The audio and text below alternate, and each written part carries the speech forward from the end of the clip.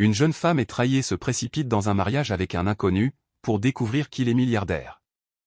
Bonjour à tous, ma merveilleuse famille d'histoires. Bienvenue de nouveau sur les histoires de Monsieur Peter. Hier était une journée incroyablement spéciale. C'était mon anniversaire. Je l'ai célébré en grande pompe, mais vous m'avez tous énormément manqué. Vos magnifiques vœux d'anniversaire ont rendu cette journée inoubliable. Et je suis tellement reconnaissant de vous avoir comme famille. J'aurais vraiment aimé pouvoir partager mon gâteau d'anniversaire avec chacun d'entre vous.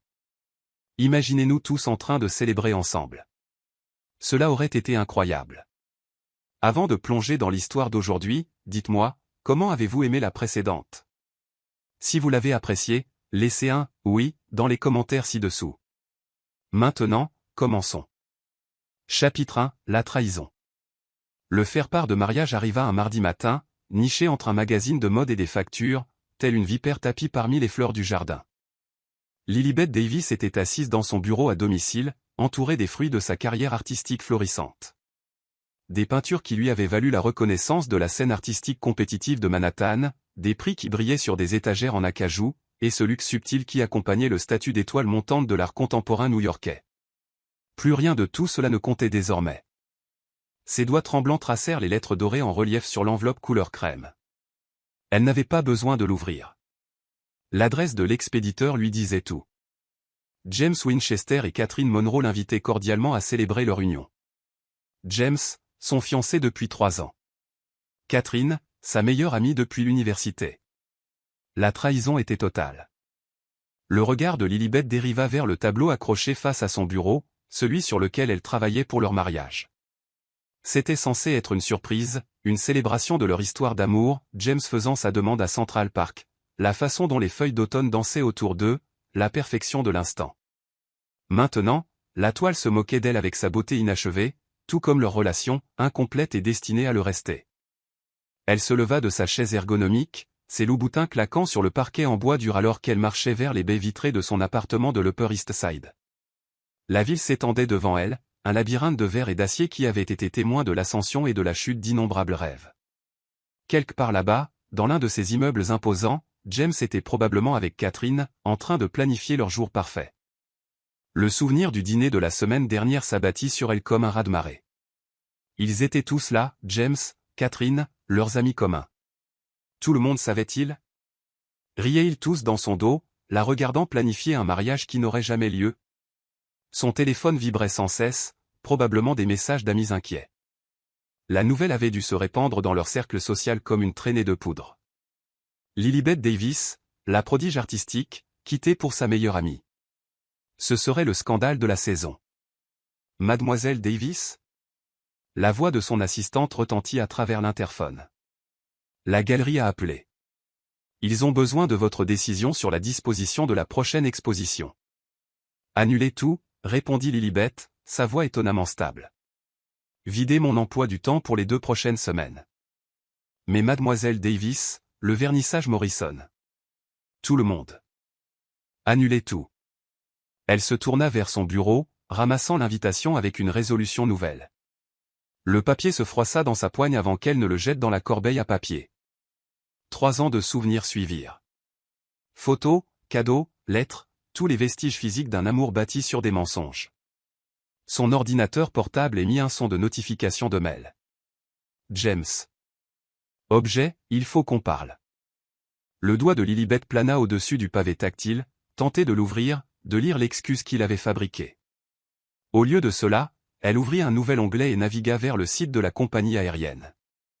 Elle avait besoin de s'échapper, d'aller quelque part où les murmures ne pourraient pas l'atteindre, où les regards apitoyés ne suivraient pas chacun de ses mouvements. Las Vegas apparut dans les résultats de recherche, la ville des décisions impulsives et des nouveaux départs. Parfait. Elle réserva le premier vol disponible, puis se dirigea vers sa chambre pour faire ses valises. L'immense dressing qui lui avait autrefois procuré de la joie semblait maintenant suffocant. Des robes de créateurs pendaient comme les fantômes des fêtes passées, chacune retenant des souvenirs de soirées avec James et Catherine. Catherine. La trahison de sa meilleure amie coupait plus profondément que l'infidélité de James.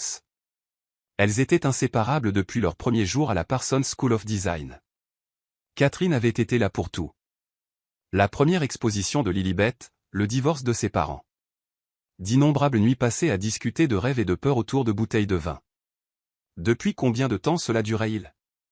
Combien de fois Catherine l'avait-elle consolé de ses problèmes de couple avec James, tout en sachant quelle en était la cause? Les questions brûlaient dans l'esprit de Lilibet alors qu'elle jetait des vêtements dans sa valise Louis Vuitton. Son téléphone sonna à nouveau. Le visage de Catherine apparut sur l'écran, une photo de leur voyage à Paris l'été dernier. Elles avaient passé une semaine à explorer les galeries d'art et les boutiques vintage, partageant secrets et rêves. Couchait-elle avec James à ce moment-là? Riait-il de sa naïveté? Lilibet refusa l'appel et bloqua le numéro. Le mur de la chambre portait encore des photographies de temps plus heureux. Elle et James au mégala. Le bras de Catherine autour d'elle lors de son dernier anniversaire. Eux trois skiant à Aspen. Chaque image révélait maintenant des signes subtils qu'elle avait manqués. La façon dont James se penchait légèrement vers Catherine sur les photos de groupe, les regards secrets qu'ils échangeaient, la distance grandissante entre elle et James qu'elle avait attribuée à son emploi du temps chargé dans la société d'investissement. Elle avait été si bête. On frappa à sa porte, ce qui la figea.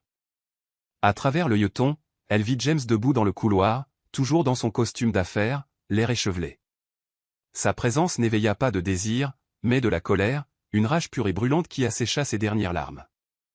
« Lilibet, s'il te plaît. » Sa voix traversa la porte. « Laisse-moi t'expliquer. » Elle pressa son front contre le bois frais, se souvenant de toutes les fois où il était rentré tard, prétendant travailler sur des contrats importants. Était-il avec Catherine ces soirs-là? S'était-il rencontré en secret pendant qu'elle l'attendait, croyant en sa dévotion? Il n'y a rien à expliquer, cria-t-elle en retour, sa voix glaciale. L'invitation a tout dit. Ce n'était pas censé se passer comme ça, plaida-t-il. Nous allions te le dire correctement. Catherine et moi. C'est juste arrivé. Lilibet rit, un son creux qui résonna dans l'appartement vide. Des choses comme ça n'arrivent pas juste, James. Vous avez fait des choix. Tous les deux. Chaque mensonge, chaque rencontre secrète, chaque trahison était un choix. Je n'ai jamais voulu te blesser. C'est bien ça le problème, n'est-ce pas? Tu n'as jamais eu l'intention de faire quoi que ce soit. Tu as juste laissé les choses se faire. Tu m'as laissé croire en un avenir que tu détruisais activement. Sors d'ici, James. Va planifier ton mariage. Je suis sûr que Catherine t'attend. Son silence confirma ses soupçons. Bien sûr que Catherine attendait, probablement dans sa voiture, garée devant l'immeuble. Je t'aimais, Lilibet. Une partie de moi t'aime encore. Non. Tu aimes l'idée de moi. L'artiste à succès, la fiancée parfaite qui ne remettait jamais en question tes nuits tardives ou tes voyages d'affaires soudains. Va-t'en, James. Tu as perdu le droit à toute explication de ma part. Elle l'entendit soupirer. Puis ses pas s'éloignèrent dans le couloir. Ce n'est que lorsque l'ascenseur tinta qu'elle s'autorisa à respirer à nouveau. Son ordinateur portable émit une autre notification. La confirmation de la compagnie aérienne. Dans 6 heures, elle serait dans un avion pour Las Vegas, laissant derrière elle les débris de sa vie à New York. Lilibet se déplaça dans son appartement avec détermination maintenant, rassemblant l'essentiel et transférant des fonds pour s'assurer d'avoir assez pour un long séjour. La ville qui lui avait autrefois semblé être son foyer semblait maintenant se refermer sur elle, chaque coin de rue détenant des souvenirs qu'elle devait fuir. Elle appela son directeur de galerie, laissant des instructions détaillées pour les expositions à venir. Son art continuerait, même si sa vie personnelle avait implosé. Elle avait bâti sa carrière à partir de rien et aucune trahison ne pourrait lui enlever cela. Alors que le coucher de soleil peignait la ligne d'horizon de Manhattan dans des tons orange et rose, Lilibet jeta un dernier coup d'œil à son appartement. La peinture de mariage inachevée attira de nouveau son regard. D'un pas délibéré, elle s'en approcha, prit un couteau à palette et racla la toile, détruisant l'image d'un amour qui n'avait jamais été réel.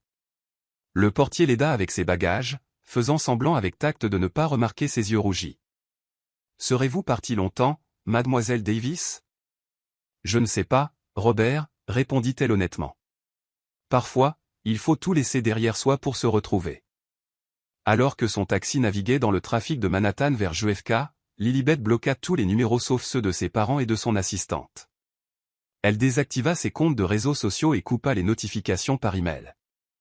Le monde qu'elle avait soigneusement construit au cours des 3 dernières années s'était effondré, mais de ses cendres, quelque chose de nouveau allait naître.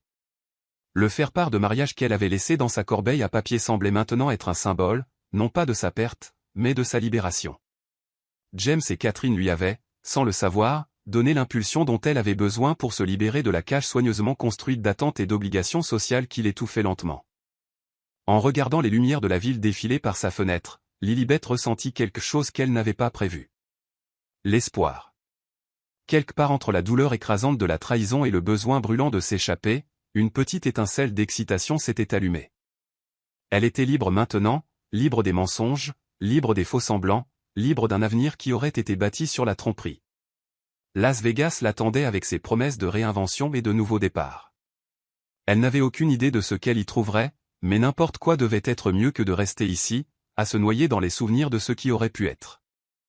Alors que son taxi s'arrêtait au terminal des départs, Lilibet redressa les épaules et leva le menton. On dit que bien vivre est la meilleure des vengeances. Elle avait l'intention de faire plus que bien vivre. Elle avait l'intention de s'épanouir.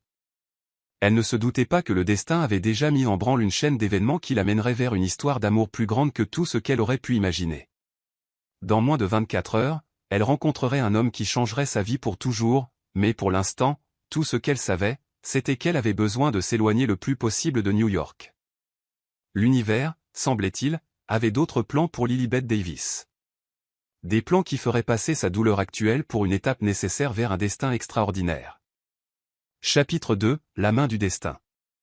Les lumières de Las Vegas assaillirent les sens de Lilibet alors que son taxi serpentait le long du strip. Chaque enseigne au néon semblait pulser au rythme de son cœur, une symphonie d'étoiles artificielles rivalisant avec les vraies, cachées derrière la lueur perpétuelle de la ville. Elle avait choisi le Bellagio non pour son opulence, mais pour sa réputation de refuge pour ceux qui cherchaient l'anonymat au sein du luxe. Le grand hall s'étendait devant elle, un témoignage de l'excès et de l'évasion. Des lustres en cristal captaient la lumière, projetant des motifs arc-en-ciel sur des sols en marbre qui avaient été témoins d'innombrables histoires comme la sienne, bien que peut-être pas tout à fait comme la sienne. Elle était, après tout, Lilibet Davis, l'artiste dont la dernière exposition s'était vendue en quelques heures. Maintenant, elle n'était qu'une âme de plus cherchant du réconfort à Sin City. Bienvenue au Bellagio, mademoiselle Davis, sourit la réceptionniste. Sa chaleur exercée n'atteignait jamais ses yeux. Nous vous avons surclassé dans l'une de nos suites premium. Lilibet accepta la carte clé avec un remerciement murmuré. La suite serait gaspillée pour elle. Elle n'était pas venue à Vegas pour le luxe. Elle était venue pour se perdre, pour oublier l'image de ce faire-part de mariage qui semblait brûler sur ses rétines. L'ascenseur la transporta au 28e étage, chaque étage montant mettant plus de distance entre elle et son ancienne vie. Son téléphone n'avait cessé de vibrer pendant le vol. Des messages de propriétaires de galeries, d'amis, même de sa mère. Tous exigeant des explications qu'elle n'était pas prête à donner. La suite était exactement ce à quoi elle s'attendait. Une élégance de bon goût enveloppée de beige et d'or, avec des baies vitrées offrant une vue panoramique sur l'étendue scintillante de la ville. Elle déposa ses sacs près de la porte et se dirigea directement vers le minibar. S'il y avait un moment pour l'alcool d'hôtel hors de prix, c'était bien celui-ci.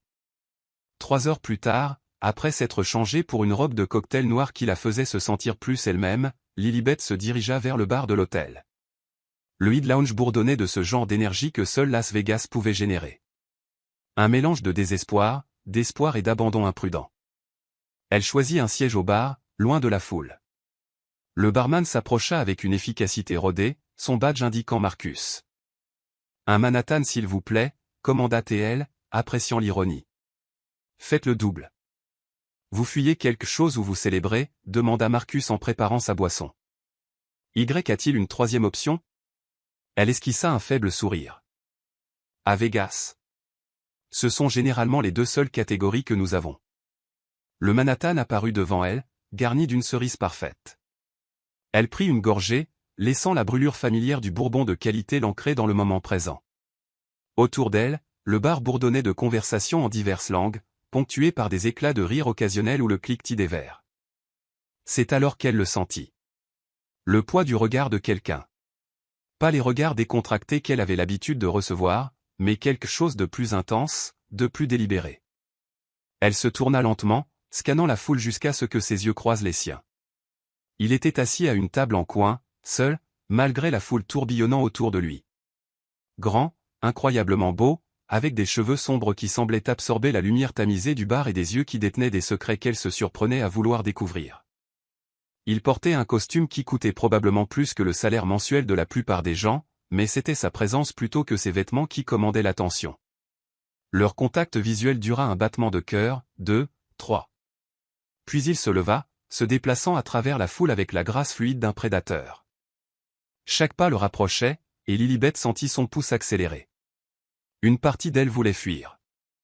Elle n'était pas prête pour ça, pour lui, pour ce que ce moment pourrait devenir. Mais une partie plus forte, celle qui avait réservé ce vol pour Vegas, la garda enracinée à son tabouret de bar. Ce siège est pris? Sa voix était profonde, avec un accent qu'elle ne pouvait pas tout à fait situer. De la vieille fortune mélangée à quelque chose de plus brut, de plus dangereux. Ça dépend de qui demande, répondit-elle, se surprenant elle-même par son audace.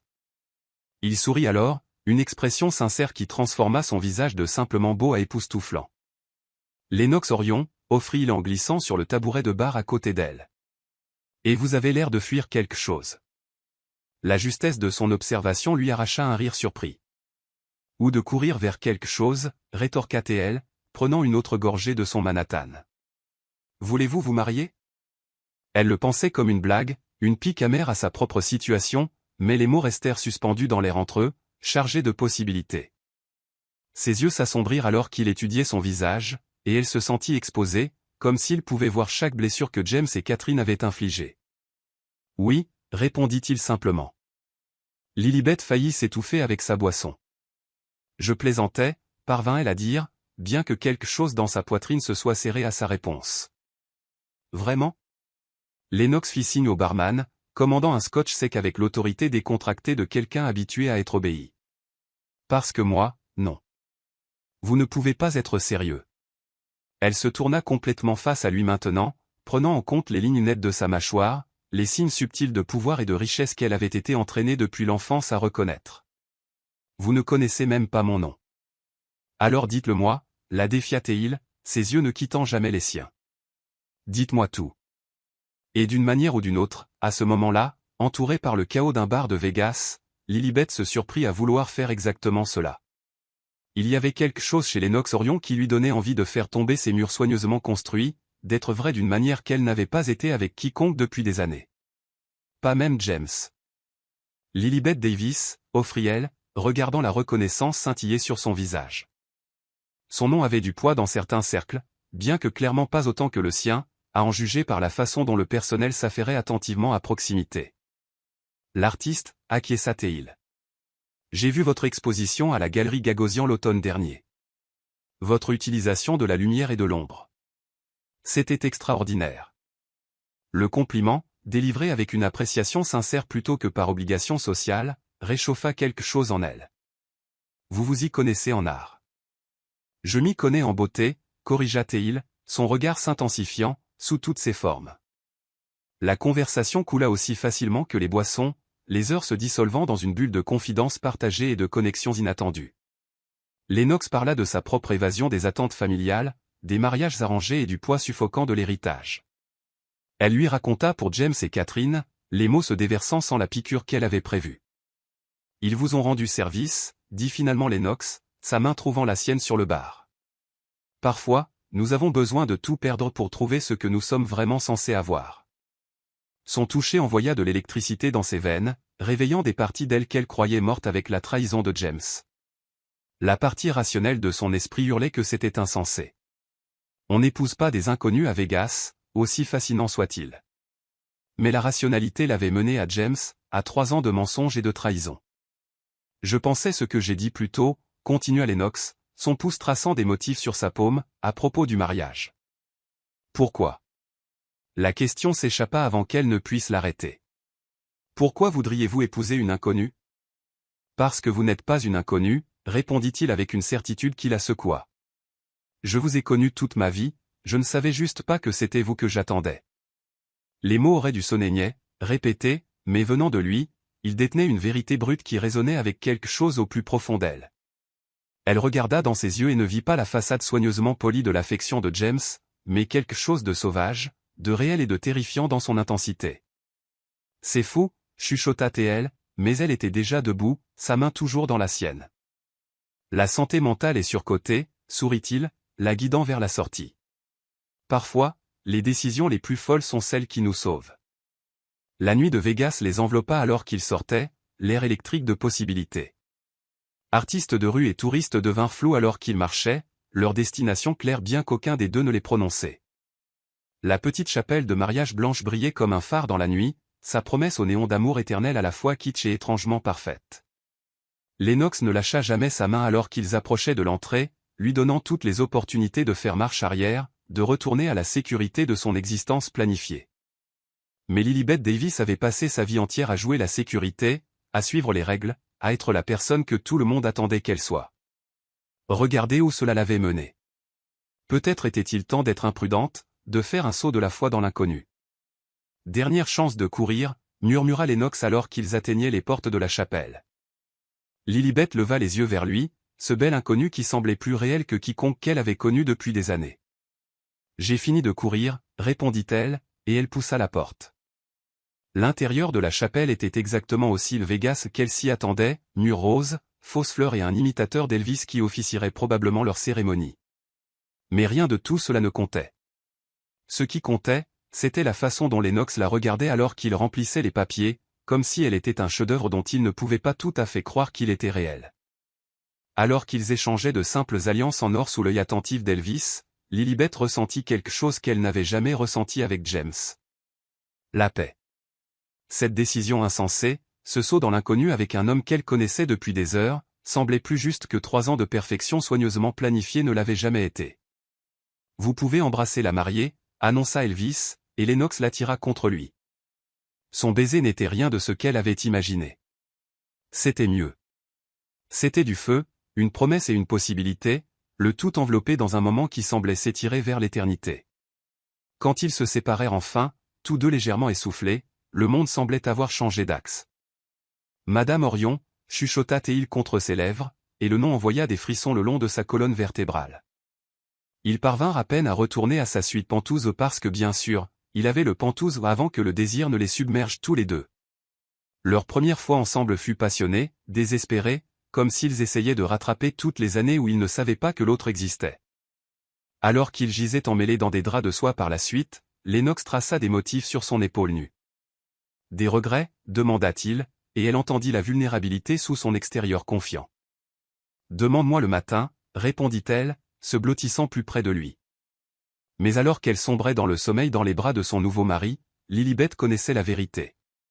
Pour la première fois de sa vie, elle avait pris une décision basée purement sur l'instinct plutôt que sur la logique, et cela semblait absolument juste. Elle ne se doutait pas que le matin apporterait des révélations qui feraient passer son mariage impromptu pour la décision la plus rationnelle qu'elle ait jamais prise. Lennox Orion était plus qu'un simple bel inconnu dans un bar de Vegas. Il était sur le point de bouleverser son monde d'une manière qu'elle ne pouvait commencer à imaginer. Mais pour l'instant, elle dormait paisiblement, protégée par les bras d'un homme qui avait vu ses morceaux brisés et l'avait choisi quand même. Parfois, réalisa-t-elle alors que le sommeil la réclamait, les meilleures histoires d'amour commencent avec un petit grain de folie. Chapitre 3, Lumière matinale. La lumière du soleil ruisselait à travers les baies vitrées, peignant des motifs dorés sur des draps de soie valant plus que le loyer mensuel de la plupart des gens. Lilibet remua lentement. Sa conscience rassemblait progressivement les événements de la nuit précédente. Le poids de l'anneau en platine à sa main gauche confirmait que ce n'était pas un rêve. Elle était mariée à un inconnu à Vegas. La place à côté d'elle était vide mais encore chaude, et le bruit d'une douche coulant dans la salle de bain adjacente lui indiqua où son nouveau mari était allé. Marie. Le mot semblait étranger dans son esprit, et pourtant étrangement juste lorsqu'il était associé à Lennox Orion. Alors que son œil d'artiste absorbait son environnement, des détails qu'elle avait manqués dans la passion de la nuit dernière commencèrent à émerger. La suite n'était pas seulement luxueuse. Elle était extraordinaire. Des peintures originales étaient accrochées au mur, pas l'art générique d'hôtel qu'elle avait l'habitude de voir. Son souffle se coupa lorsqu'elle reconnut un Rothko, ses couleurs vibrantes commandant l'attention dans la lumière du matin. La table de chevet portait une montre Patek Philippe dont elle savait qu'elle coûtait plus cher que sa première exposition en galerie. Une mallette en cuir portant le logo subtil mais incomparable d'Hermès reposait contre une chaise à côté d'une veste de costume qui criait Savile-Row. « Bonjour, Madame Orion. » La voix de Lennox attira son attention vers l'encadrement de la porte de la salle de bain. Il se tenait là, vêtu de rien d'autre qu'une serviette, des gouttelettes d'eau traçant leur chemin sur son torse, paraissant encore plus dévastateur à la lumière du jour. Mais c'étaient ses yeux qui la retenaient, intenses, observateurs, capturant chaque micro-expression qui traversait son visage alors qu'elle analysait leur environnement. « Le Rothko est authentique, n'est-ce pas ?» demanda-t-elle, ses instincts de marchande d'art se déclenchant malgré la situation. Un sourire tira sur ses lèvres. « Oui, tout comme le monnaie dans le salon, bien que je préfère votre travail. » Lilibet s'assit, serrant le drap de soie contre sa poitrine. « Qui êtes-vous, vraiment ? » Le même homme que vous avez épousé hier soir.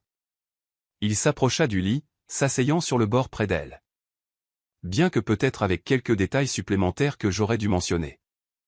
Avant qu'il ne puisse continuer, un coup discret à la porte les interrompit. Lennox se leva avec une grâce fluide, enfilant un peignoir moelleux avant de répondre. Un défilé de personnel de l'hôtel entra, faisant rouler un petit déjeuner élaboré qui n'aurait pas dépareillé à une réception royale. « Votre sélection matinale habituelle, Monsieur Orion », annonça le majordome parce que, bien sûr, il y avait un majordome avec une déférence exercée. Et j'ai pris la liberté de demander à la cuisine de préparer quelques options supplémentaires pour Madame Orion. La façon dont il prononça son nouveau nom, avec une acceptation si naturelle, rendit cette situation surréaliste soudainement très réelle. Lilibet regarda le personnel bouger avec une précision chorégraphiée, installant un petit déjeuner qui comprenait tout, des croissants fraîchement sortis du four au caviar. Les journaux du matin, monsieur, un autre membre du personnel s'approcha avec une sélection de publications, bien que vous souhaitiez peut-être les consulter en privé d'abord. L'expression de Lennox s'assombrit légèrement alors qu'il jetait un coup d'œil aux gros titres. Après le départ du personnel, il entendit un à Lilibet. Son cœur s'arrêta alors qu'elle lisait « L'héritier Orion épouse une artiste mystérieuse à Vegas. » Le célibataire le plus convoité de Wall Street n'est plus sur le marché. La photo d'accompagnement, clairement prise par quelqu'un à la chapelle, les montrait en train d'échanger les alliances. Elle avait l'air radieuse, riant de quelque chose qu'Elvis avait dit, tandis que Lennox la regardait avec une adoration non dissimulée. Orion, chuchota TL, l'ampleur de ce nom s'enregistrant enfin. Comme dans Orion Global Investment, la société qui possède la moitié de la ligne d'horizon de Manhattan, entre autres choses. Lennox s'assit à nouveau près d'elle, son expression soigneusement neutre. « J'aurais dû te le dire hier soir. M'aurais-tu épousé si je savais ? C'est exactement pour ça que je ne te l'ai pas dit. » Il prit sa main, son pouce effleurant son alliance. « Toutes les femmes avec qui je suis sorti ont vu le nom d'abord et l'homme ensuite. Hier soir, tu m'as vu. Juste moi. » La sincérité dans sa voix toucha quelque chose en elle, mais les questions se bousculaient encore dans son esprit. Les journaux t'appellent le célibataire le plus convoité de Wall Street. Il doit sûrement y avoir quelqu'un. Un mariage arrangé, coupa-t-il, sa mâchoire se serrant. Ma famille me met la pression pour épouser Helena Rothschild. Nos grands-pères avaient un accord. Avait ? Son sourire devint carnassier. Eh bien, je suis déjà marié maintenant, n'est-ce pas ? L'implication s'ancra lentement. Elle n'avait pas seulement épousé un homme riche. Elle s'était mariée dans l'une des familles les plus puissantes d'Amérique. Les Orion étaient de la vieille fortune. Le genre de richesse qui façonnait les économies et influençait les gouvernements. Ta famille va devoir s'adapter, déclara-t-il fermement. Je ne suis pas James, Lilibet. Je fais mes propres choix et je les assume. La mention de James fit s'écraser la réalité. Mon Dieu, rit-elle soudainement, le son légèrement hystérique. J'ai fui un banquier d'investissement infidèle et j'ai accidentellement épousé un milliardaire. Pour être juste, je suis beaucoup plus beau que James, taquina Lennox, lui arrachant un autre rire. Il devint sérieux alors, prenant ses deux mains dans les siennes. Je comprends si cela change les choses. Si tu veux une annulation. Non. Le mot s'échappa avant qu'elle ne puisse l'analyser, mais elle savait que c'était vrai. À moins que... Tu en veuilles une ? Sa réponse fut de l'attirer dans un baiser qui ne laissa aucun doute sur ses sentiments à ce sujet. Quand ils se séparèrent enfin, tous deux essoufflés, il reposa son front contre le sien. Ce que je veux, murmura-t-il, c'est ramener ma femme à New York, lui montrer l'empire dont elle fait maintenant partie, et passer le reste de nos vies à faire regretter à James Winchester chaque souffle qu'il a pris tant qu'il t'avait. Ça semble vindicativement romantique. Je préfère voir cela comme une planification stratégique avec une intention passionnée. Une pensée la frappa alors, la faisant reculer légèrement. Le vernissage de la galerie la semaine prochaine. J'ai tout annulé quand je me suis enfui. Désannulé, sourit-il. Mon assistant a contacté le tien ce matin. Tout est de retour au programme avec quelques améliorations. Améliorations ? Disons juste que la liste des invités comprend maintenant tous les grands collectionneurs et critiques de la côte est. Ton travail mérite d'être vu, Lilibet, et maintenant tu as les ressources pour t'assurer qu'il le sera. Elle aurait dû se sentir dépassée. Elle aurait dû courir vers les collines. Au lieu de cela, elle se sentait paisible, comme si tout le chaos des derniers jours l'avait menée exactement là où elle devait être. Il y aura des rumeurs, prévint-elle. Les gens diront que je t'ai piégé, que j'en veux à ton argent. Laisse-les parler. Son expression se durcit. Quiconque ose insulter ma femme se retrouvera face à la pleine force de l'influence de la famille Orion. La note possessive dans sa voix envoya des frissons le long de sa colonne vertébrale. Ce n'était rien comparé aux déclarations d'amour tièdes de James. Lennox parlait avec la certitude absolue d'un homme qui pouvait remodeler la réalité pour correspondre à ses désirs. Tu ne sais même pas si nous sommes compatibles à long terme, fit-elle remarquer, toujours pragmatique malgré les circonstances. Je sais que tu es brillante, talentueuse et assez forte pour t'éloigner d'une vie confortable quand elle s'est avérée fausse. Je sais que tu vois le monde dans des couleurs et des ombres que les autres manquent. Je sais que quand tu souris, vraiment souris, c'est comme regarder le lever du soleil. Il prit son visage dans ses mains.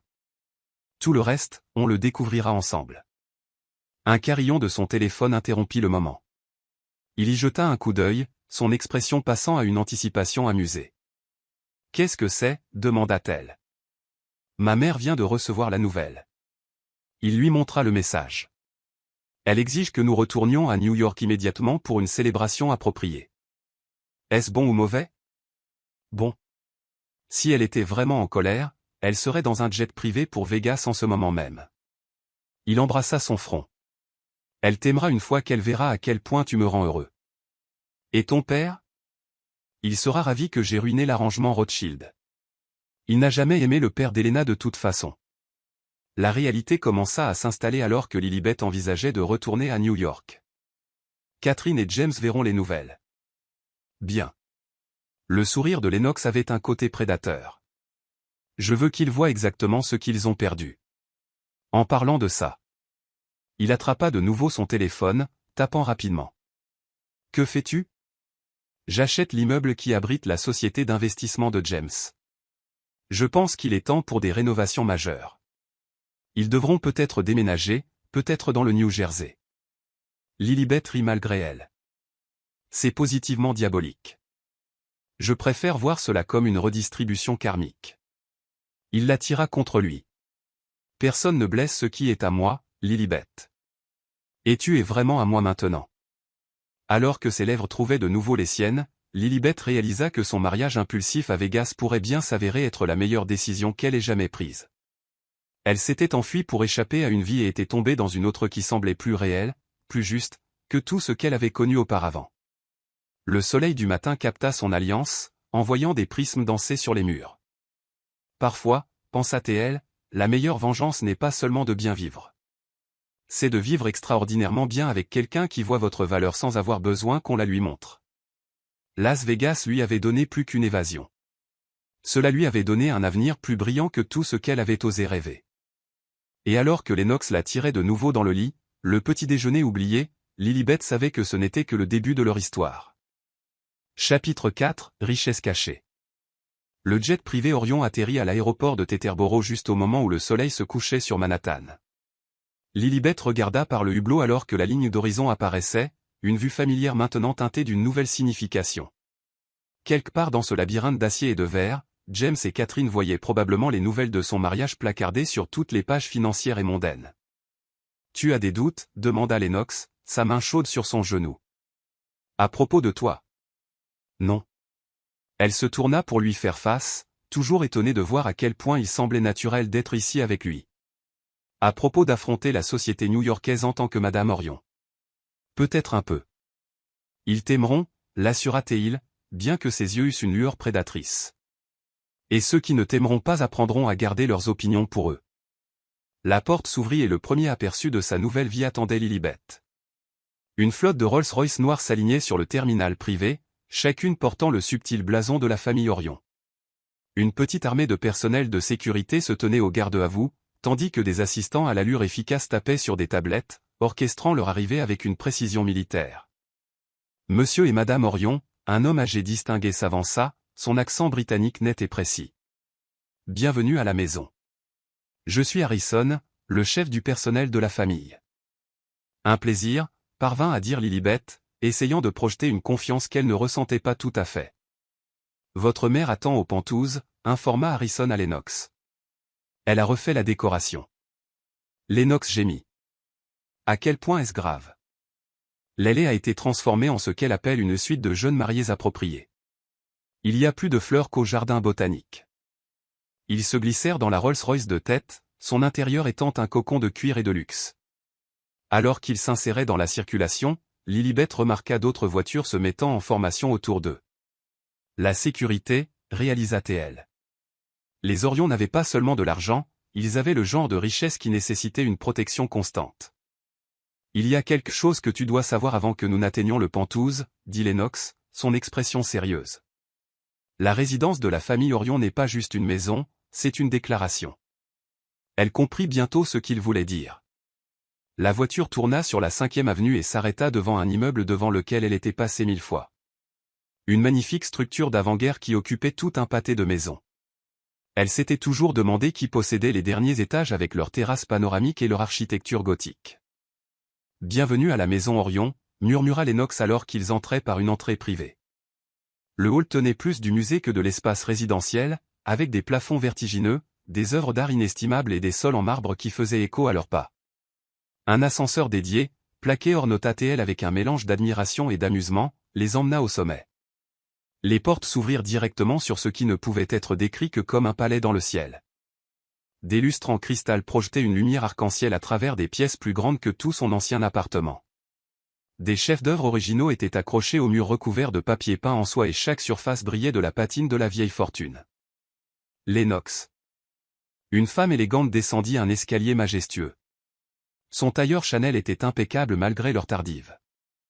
Et voici donc ma nouvelle belle-fille. Victoria Orion était tout ce que Lilibet avait imaginé et rien de ce qu'elle avait prévu. Sa grâce était naturelle, son sourire sincère alors qu'elle étreignait Lilibet. Bienvenue dans la famille, ma chère, dit-elle chaleureusement, bien que la prochaine fois, prévenez-nous peut-être un peu plus tôt avant le mariage. Mère, avertit Lennox. Mais Victoria le repoussa d'un geste. Oh, tais-toi, je suis ravie. Helena Rothschild était aussi excitante qu'un toast sec. Elle passa son bras à travers celui de Lilibet. Maintenant, viens voir ce que j'ai fait de ta suite. L'éclairage de galerie d'art sera installé demain. Lennox a mentionné que tu es une artiste. Alors que Victoria les guidait à travers le Penthouse, la tête de Lilibet tournait.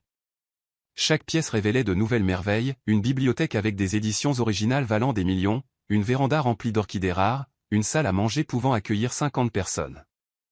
Ton père rentre de Tokyo ce soir, les informa Victoria. Il annule le reste de sa tournée en Asie pour vous accueillir correctement. Et bien sûr, nous devrons planifier une réception. Quelque chose d'intime, juste 400 ou 500 de nos amis les plus proches. Mère, commença Lennox. Chérie, nous devons. Les Rothschild font déjà du bruit à propos de la rupture de contrat. Nous devons montrer un front uni. Elle se tourna vers Lilibet. Tu auras besoin d'une garde-robe appropriée, bien sûr. J'ai organisé des rendez-vous avec toutes les grandes maisons demain. J'ai des vêtements, protesta faiblement Lilibet. Tu as une garde-robe d'artiste, corrigea gentiment Victoria.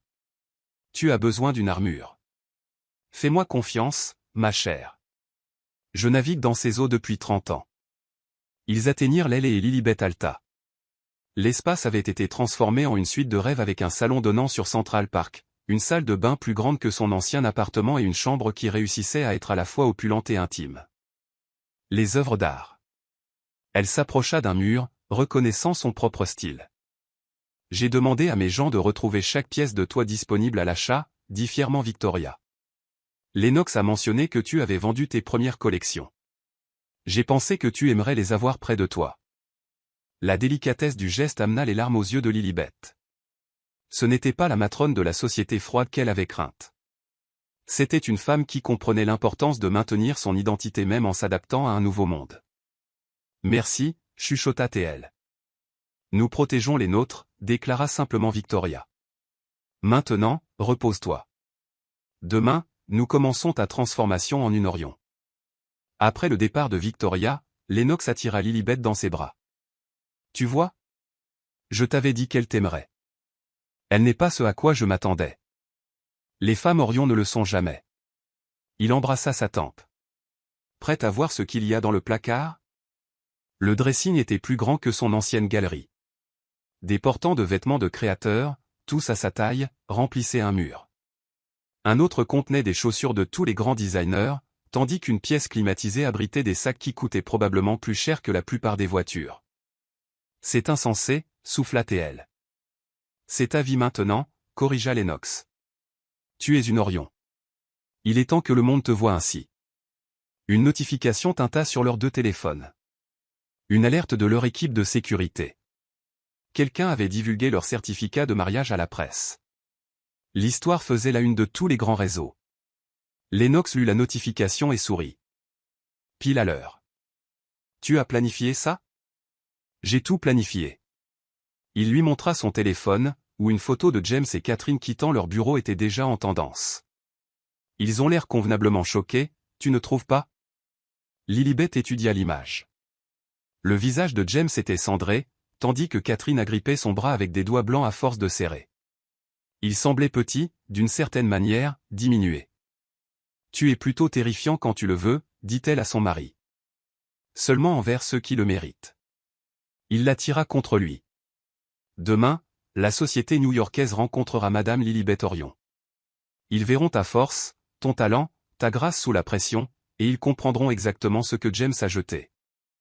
En s'endormant cette nuit-là dans leur nouvelle chambre palatiale, Lilibet réalisa que son mariage impulsif à Vegas ne lui avait pas seulement donné un mari. Il lui avait donné une forteresse.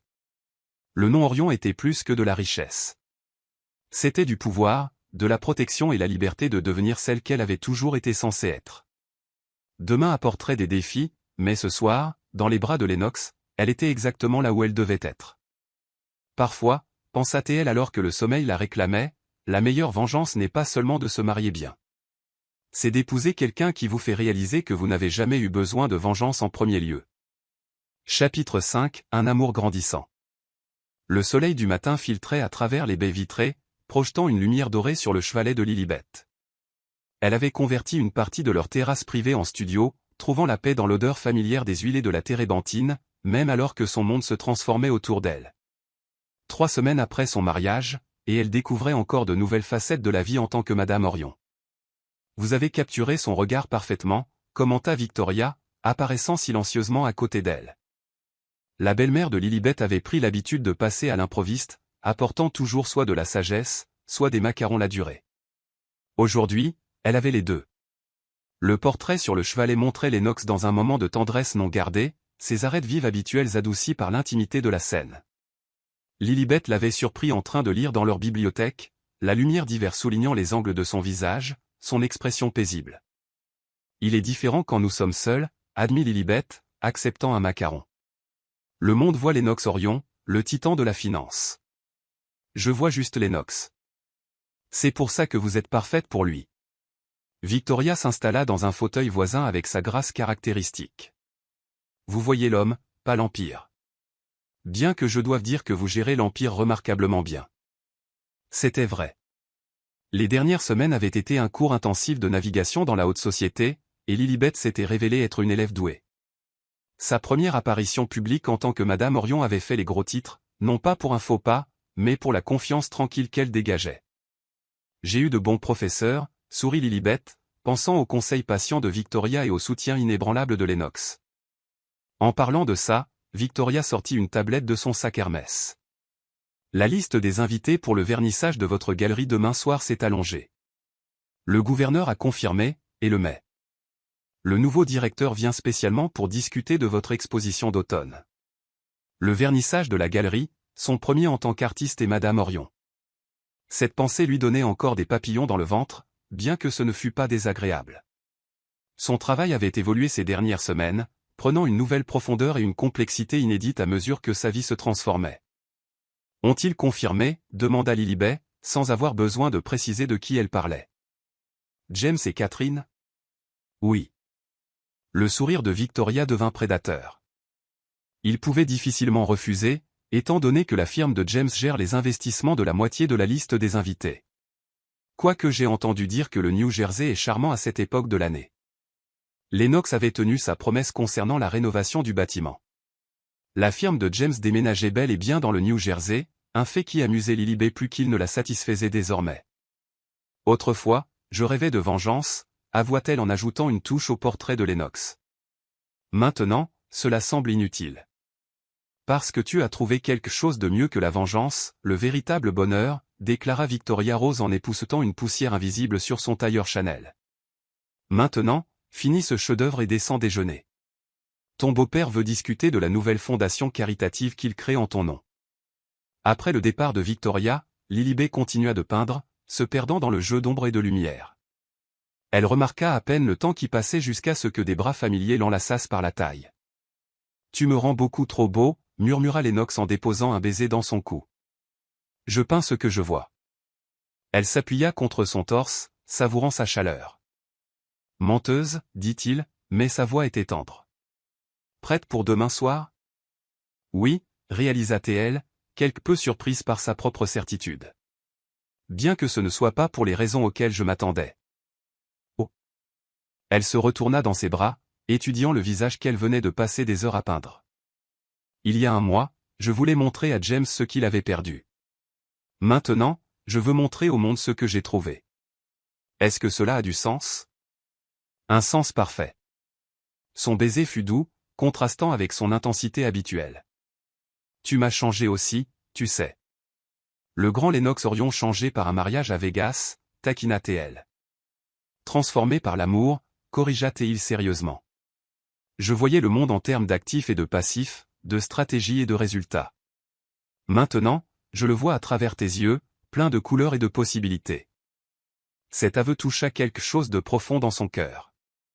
C'était le Lennox que seule elle pouvait voir, l'homme derrière le pouvoir et la richesse. Son mari, qui pouvait remodeler les marchés d'un simple coup de téléphone, mais qui lui apportait toujours son café au lit chaque matin. « Je t'aime », dit-elle simplement. Les mots semblaient naturels, justes. Ses yeux s'assombrirent d'émotion. « Dis-le encore. »« Je t'aime, Lennox Orion. » Il captura sa bouche dans un baiser qui commença doucement, mais s'embrasa rapidement en quelque chose de plus urgent. Ses doigts tachés de peinture s'en mêlèrent dans sa chemise parfaitement repassée, laissant une preuve artistique de leur passion. « Ta mère nous attend pour le déjeuner », halta-t-elle alors que ses lèvres traçaient le contour de son cou. « Elle comprendra. » Il la souleva sans effort, la portant vers leur chambre. Certaines choses sont plus importantes que les obligations sociales. Plus tard, blottis ensemble dans leur immense lit, Lilibet traça des motifs sur son torse. « Regrettes-tu parfois notre folle union à Vegas? » Jamais. Sa réponse fut immédiate, féroce. Seulement de ne pas t'avoir trouvé plus tôt. Il la serra plus fort, embrassant sa tempe. Nous nous sommes trouvés exactement au moment où nous le devions. Tout ce qui a précédé n'était qu'une préparation pour ceci. La sonnerie de son téléphone interrompit le moment. Lennox le vérifia, son expression changeant pour une satisfaction amusée. « Qu'est-ce qu'il y a ? » Helena Rothschild vient de confirmer sa présence pour demain soir. Il lui montra le message. Apparemment, elle est impatiente de rencontrer la femme qui a fait dérailler son avenir soigneusement planifié. Devrais-je m'inquiéter d'Helena? Non. Il l'embrassa doucement. De la façon dont tu vas éclipser tout le monde dans cette galerie, absolument. Lilibet sourit, se souvenant de la robe que Victoria l'avait aidé à choisir. Un chef-d'œuvre de soie et de broderie subtile qui la faisait se sentir invincible. J'ai prévu quelques surprises. Raconte-moi. Eh bien, pour commencer, j'ai travaillé sur une nouvelle série. Elle fit un geste vers une toile couverte dans le coin. Ça s'appelle « Transformation ». La pièce maîtresse est un phénix renaissant de cendres dorées. Ses yeux s'adoucirent de compréhension. Renaissant des cendres de ton ancienne vie. En quelque chose de plus beau que je n'aurais jamais imaginé, dit-elle en l'embrassant légèrement. Avec un homme qui voit la vraie moi. Pour toujours, promit-il. Demain apporterait ses propres défis. L'examen minutieux de la société, l'apparence d'Elena, la confrontation inévitable avec James et Catherine. Mais ici, dans le sanctuaire de leur amour, rien de tout cela n'importait. Lilibet s'était enfuie à Vegas dans l'espoir d'échapper à la douleur. Au lieu de cela, elle avait trouvé une histoire d'amour plus grande que tout ce qu'elle aurait pu peindre. Et demain soir, le monde verrait exactement ce que cet amour avait créé. Dans son art, dans sa vie, et dans la femme qu'elle était devenue. Parfois, pensait-elle alors que Lennox la serrait à nouveau contre lui, les plus grands chefs-d'œuvre ne sont pas peints sur une toile. Ils sont écrits dans le cœur, un moment inattendu à la fois. Chapitre 6, une nouvelle inattendue. Les nausées matinales frappèrent Lilibet tel un raz-de-marée, l'envoyant se précipiter vers leur salle de bain en marbre pour la 3e fois cette semaine. Elle avait d'abord mis cela sur le compte de la nervosité. Le vernissage de la galerie avait été intense, avec les pics calculés d'Helena Rothschild et les tentatives pathétiques de réconciliation de James. Mais alors que les regards complices de Victoria devenaient plus insistants, Lilibet prit finalement rendez-vous avec le médecin privé de la famille Orion. Maintenant, assise dans le cabinet du docteur Montgomery sur Park Avenue, sa main serrée fort dans celle de Lennox, elle avait du mal à assimiler la nouvelle. Des triplés, répéta le docteur Montgomery, ajustant ses lunettes à monture métallique en pointant l'écran de l'échographie. Les 3 fœtus se développent parfaitement. D'après les mesures, vous êtes enceinte d'environ 8 semaines. La prise de Lennox sur sa main se resserra. 3 bébés? Sa voix contenait un mélange de crainte et d'incrédulité. 2 garçons et une fille, confirma le médecin, déplaçant la sonde pour montrer chaque petit battement de cœur. Tous aussi forts et en bonne santé. Las Vegas leur avait donné plus qu'un simple mariage, semblait-il. Leur première nuit ensemble n'avait pas créé un seul miracle, mais 3. Je sais que c'est bouleversant, continua le docteur Montgomery d'un ton doux. Les grossesses multiples nécessitent des soins particuliers, mais vous aurez accès à la meilleure équipe médicale du pays.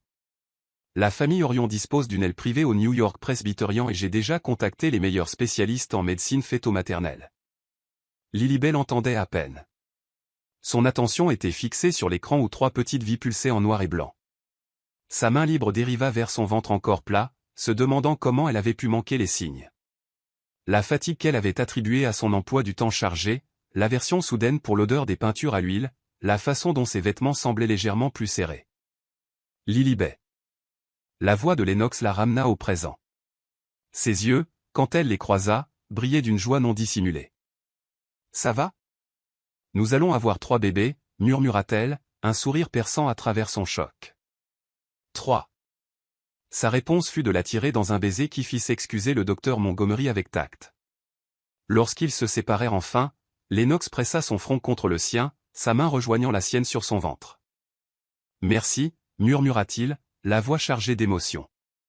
De me donner tout ce que je ne savais pas que je voulais. » Le trajet du retour fut un flou de larmes de joie et de rires stupéfaits.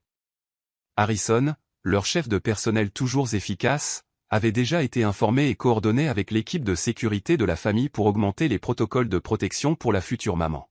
« Ta mère va être extatique, réalisa Lilibet alors que leur ascenseur montait vers le Penthouse. 3 petits-enfants d'un coup? Elle redécore déjà l'aile ouest, avoua Lennox. Apparemment, elle a des soupçons depuis des semaines. Victoria attendait dans le grand salon, vibrant pratiquement d'une excitation à peine contenue. Un seul regard sur leur visage confirma ce qu'elle avait déjà deviné. « Alors » exigea-t-elle, se levant de son canapé antique avec une prestance parfaite.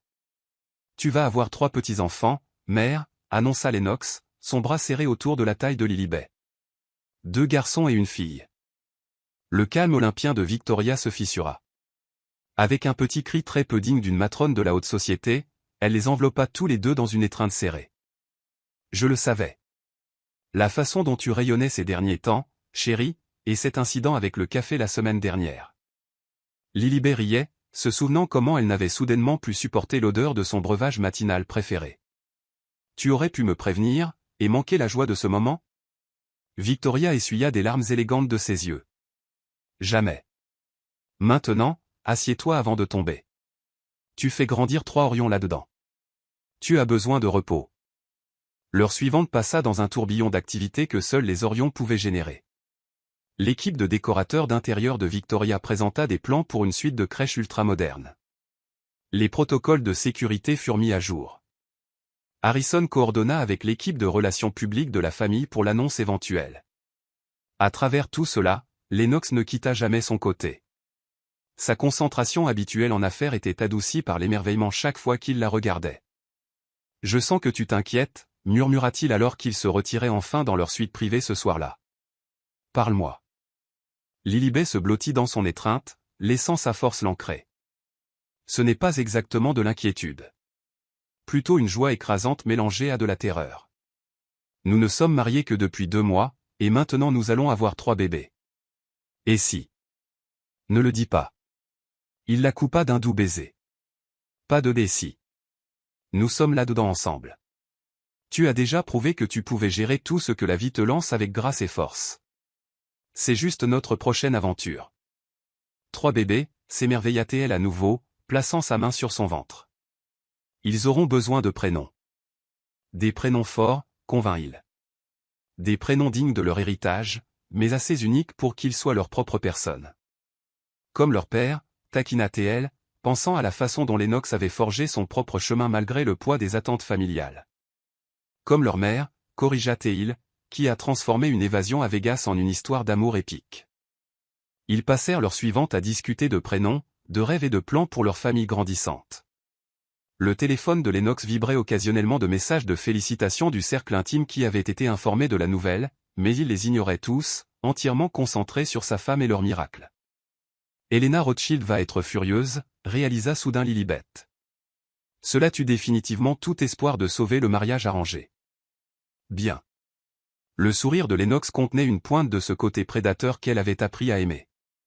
Qu'elle soit furieuse. Tu m'as donné quelque chose qu'elle n'aurait jamais pu, un amour qui vaut la peine d'être choisi et une famille née de cet amour. Je n'aurais jamais pensé avoir cela, avoua-t-elle doucement. Après James, je pensais que ma chance d'avoir une famille était passée.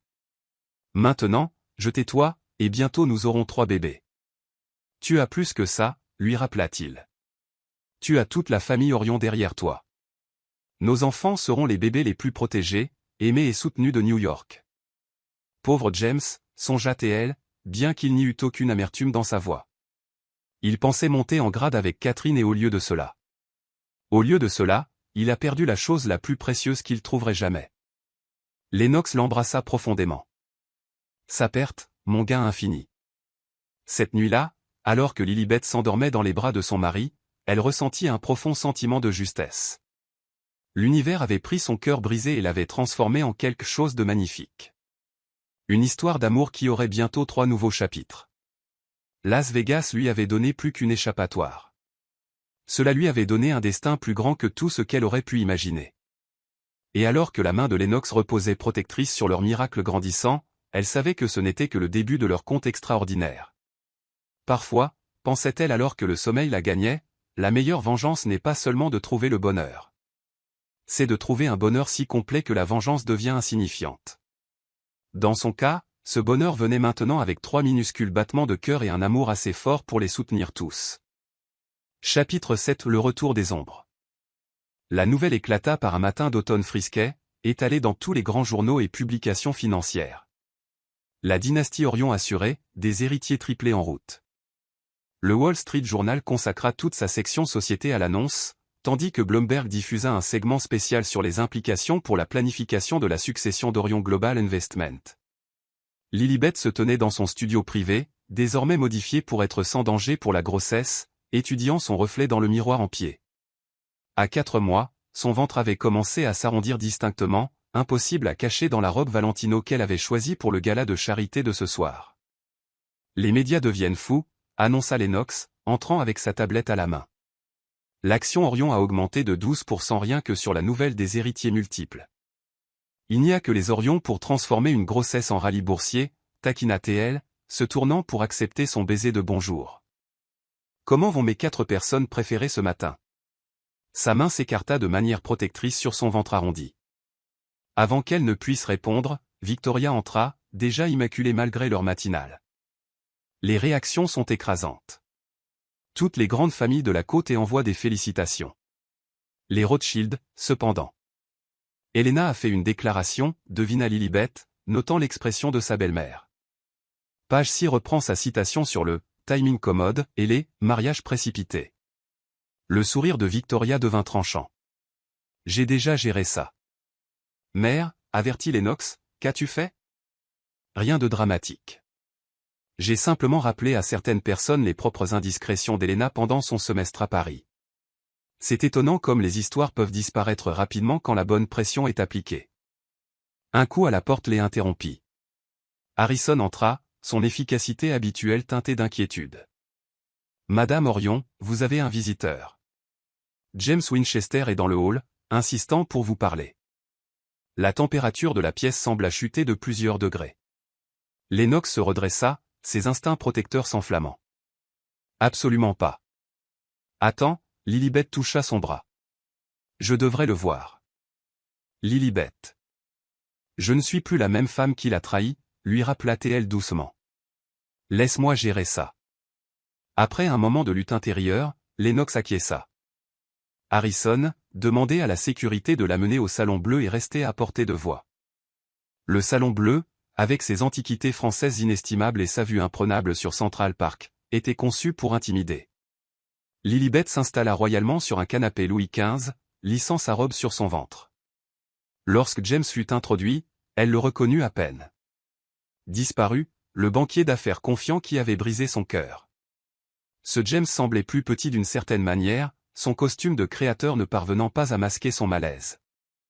Lilibet, commença-t-il, puis s'arrêta, ses yeux fixés sur son ventre de femme enceinte. James, sa voix était froide, contrôlée. À quoi dois-je cette visite inattendue? Il passa une main dans ses cheveux, un geste nerveux qu'elle trouvait autrefois attachant. Maintenant, cela semblait juste pathétique. Des triplés? Avec lui? Avec mon mari, corrigea-t-elle fermement. Oui, 2 garçons et une fille. J'ai toujours pensé. Il laissa sa phrase en suspens, l'air perdu. Nous parlions d'avoir des enfants. Nous parlions de beaucoup de choses, James.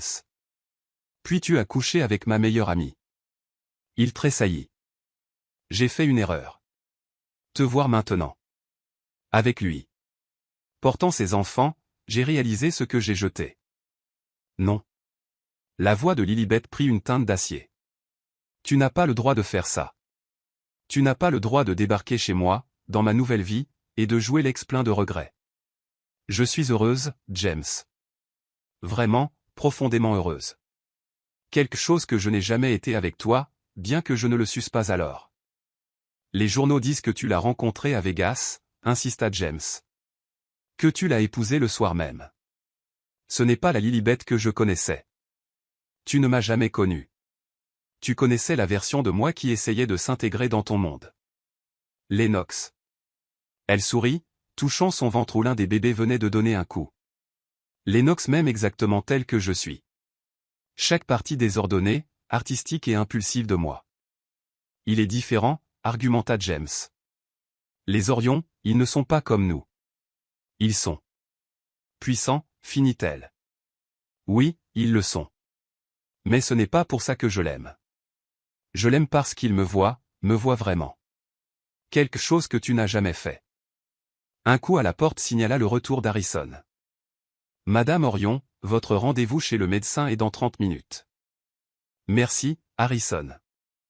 Elle se leva gracieusement, une main soutenant son ventre. Je pense que nous avons terminé ici. Lily, s'il te plaît. Au revoir, James. Elle se dirigea vers la porte, puis marqua une pause. J'espère que toi et Catherine trouverez le bonheur, vraiment. Parce que j'ai trouvé mieux que le bonheur.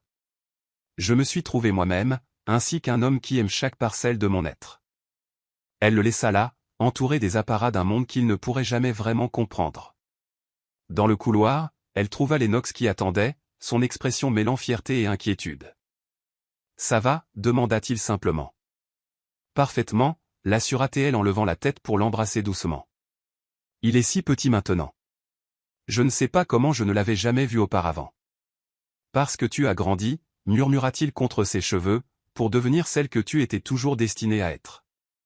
Plus tard ce soir-là, alors qu'il se préparait pour le gala de charité, Lilibet partagea un moment calme avec Victoria dans le coffre-fort familial, choisissant des bijoux pour la soirée. Tu l'as géré magnifiquement, commenta sa belle-mère, attachant un collier de diamants spectaculaire autour du cou de Lilibet. Comme une vraie Orion. J'ai presque eu pitié de lui, avoua Lilibet. Il avait l'air si perdu. Les hommes comme James Winchester le sont souvent, observa Victoria. Ils poursuivent ce qu'ils pensent devoir vouloir, sans jamais comprendre ce dont ils ont réellement besoin. Elle recula, étudiant son œuvre. Parfait. Tu vas dominer cette pièce ce soir.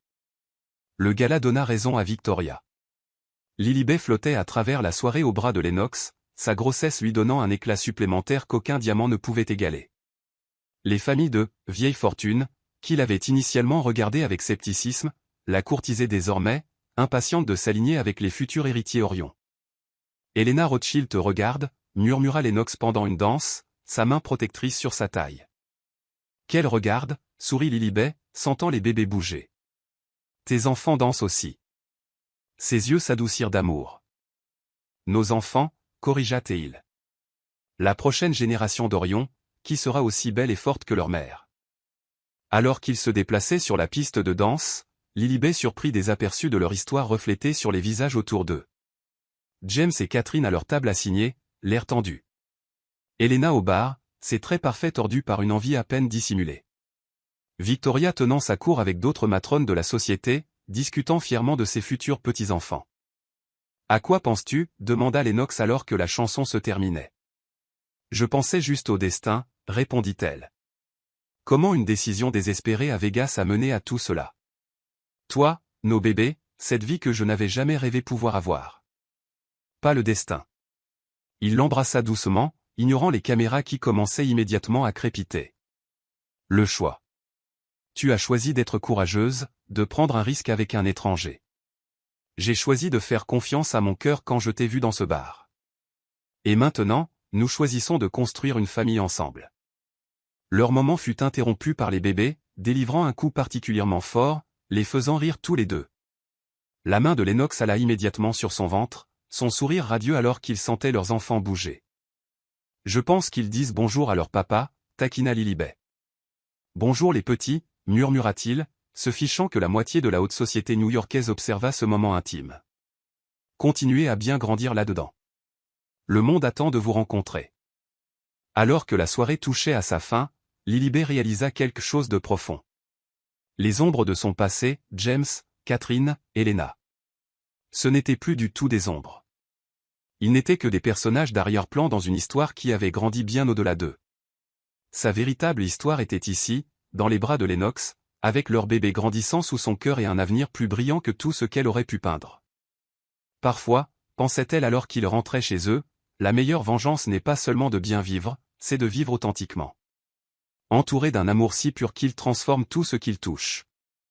Et son histoire d'amour, aussi improbable qu'elle eût commencé, ne faisait que débuter. Chapitre 8, Vérité et confiance. La suite de la crèche dans l'aile ouest de la maison Orion avait été transformée en un pays des merveilles. Des peintures murales peintes à la main représentant des contes de fées enveloppaient les murs, tandis que 3 berceaux identiques sur mesure, fabriqués par les mêmes artisans qui fournissaient les familles royales européennes, attendaient leurs précieux occupants. Lilibet se tenait au centre de tout cela, une main posée sur son ventre de 7 mois, l'autre tenant une petite boîte en velours. « Qu'est-ce que c'est » demanda Lennox, entrant dans la pièce, sa veste retirée et les manches retroussées, revenant tout juste d'une réunion du conseil. « Ouvre-la » sourit-elle en lui tendant la boîte. À l'intérieur reposaient 3 minuscules bracelets en or, chacun délicatement gravé. « Pour les bébés ? Je les ai fait faire à partir de mon ancienne bague de fiançailles de James, expliqua-t-elle. Je voulais transformer quelque chose de mon passé en quelque chose de beau pour notre avenir. Les yeux de Lennox s'adoucirent en lisant les gravures.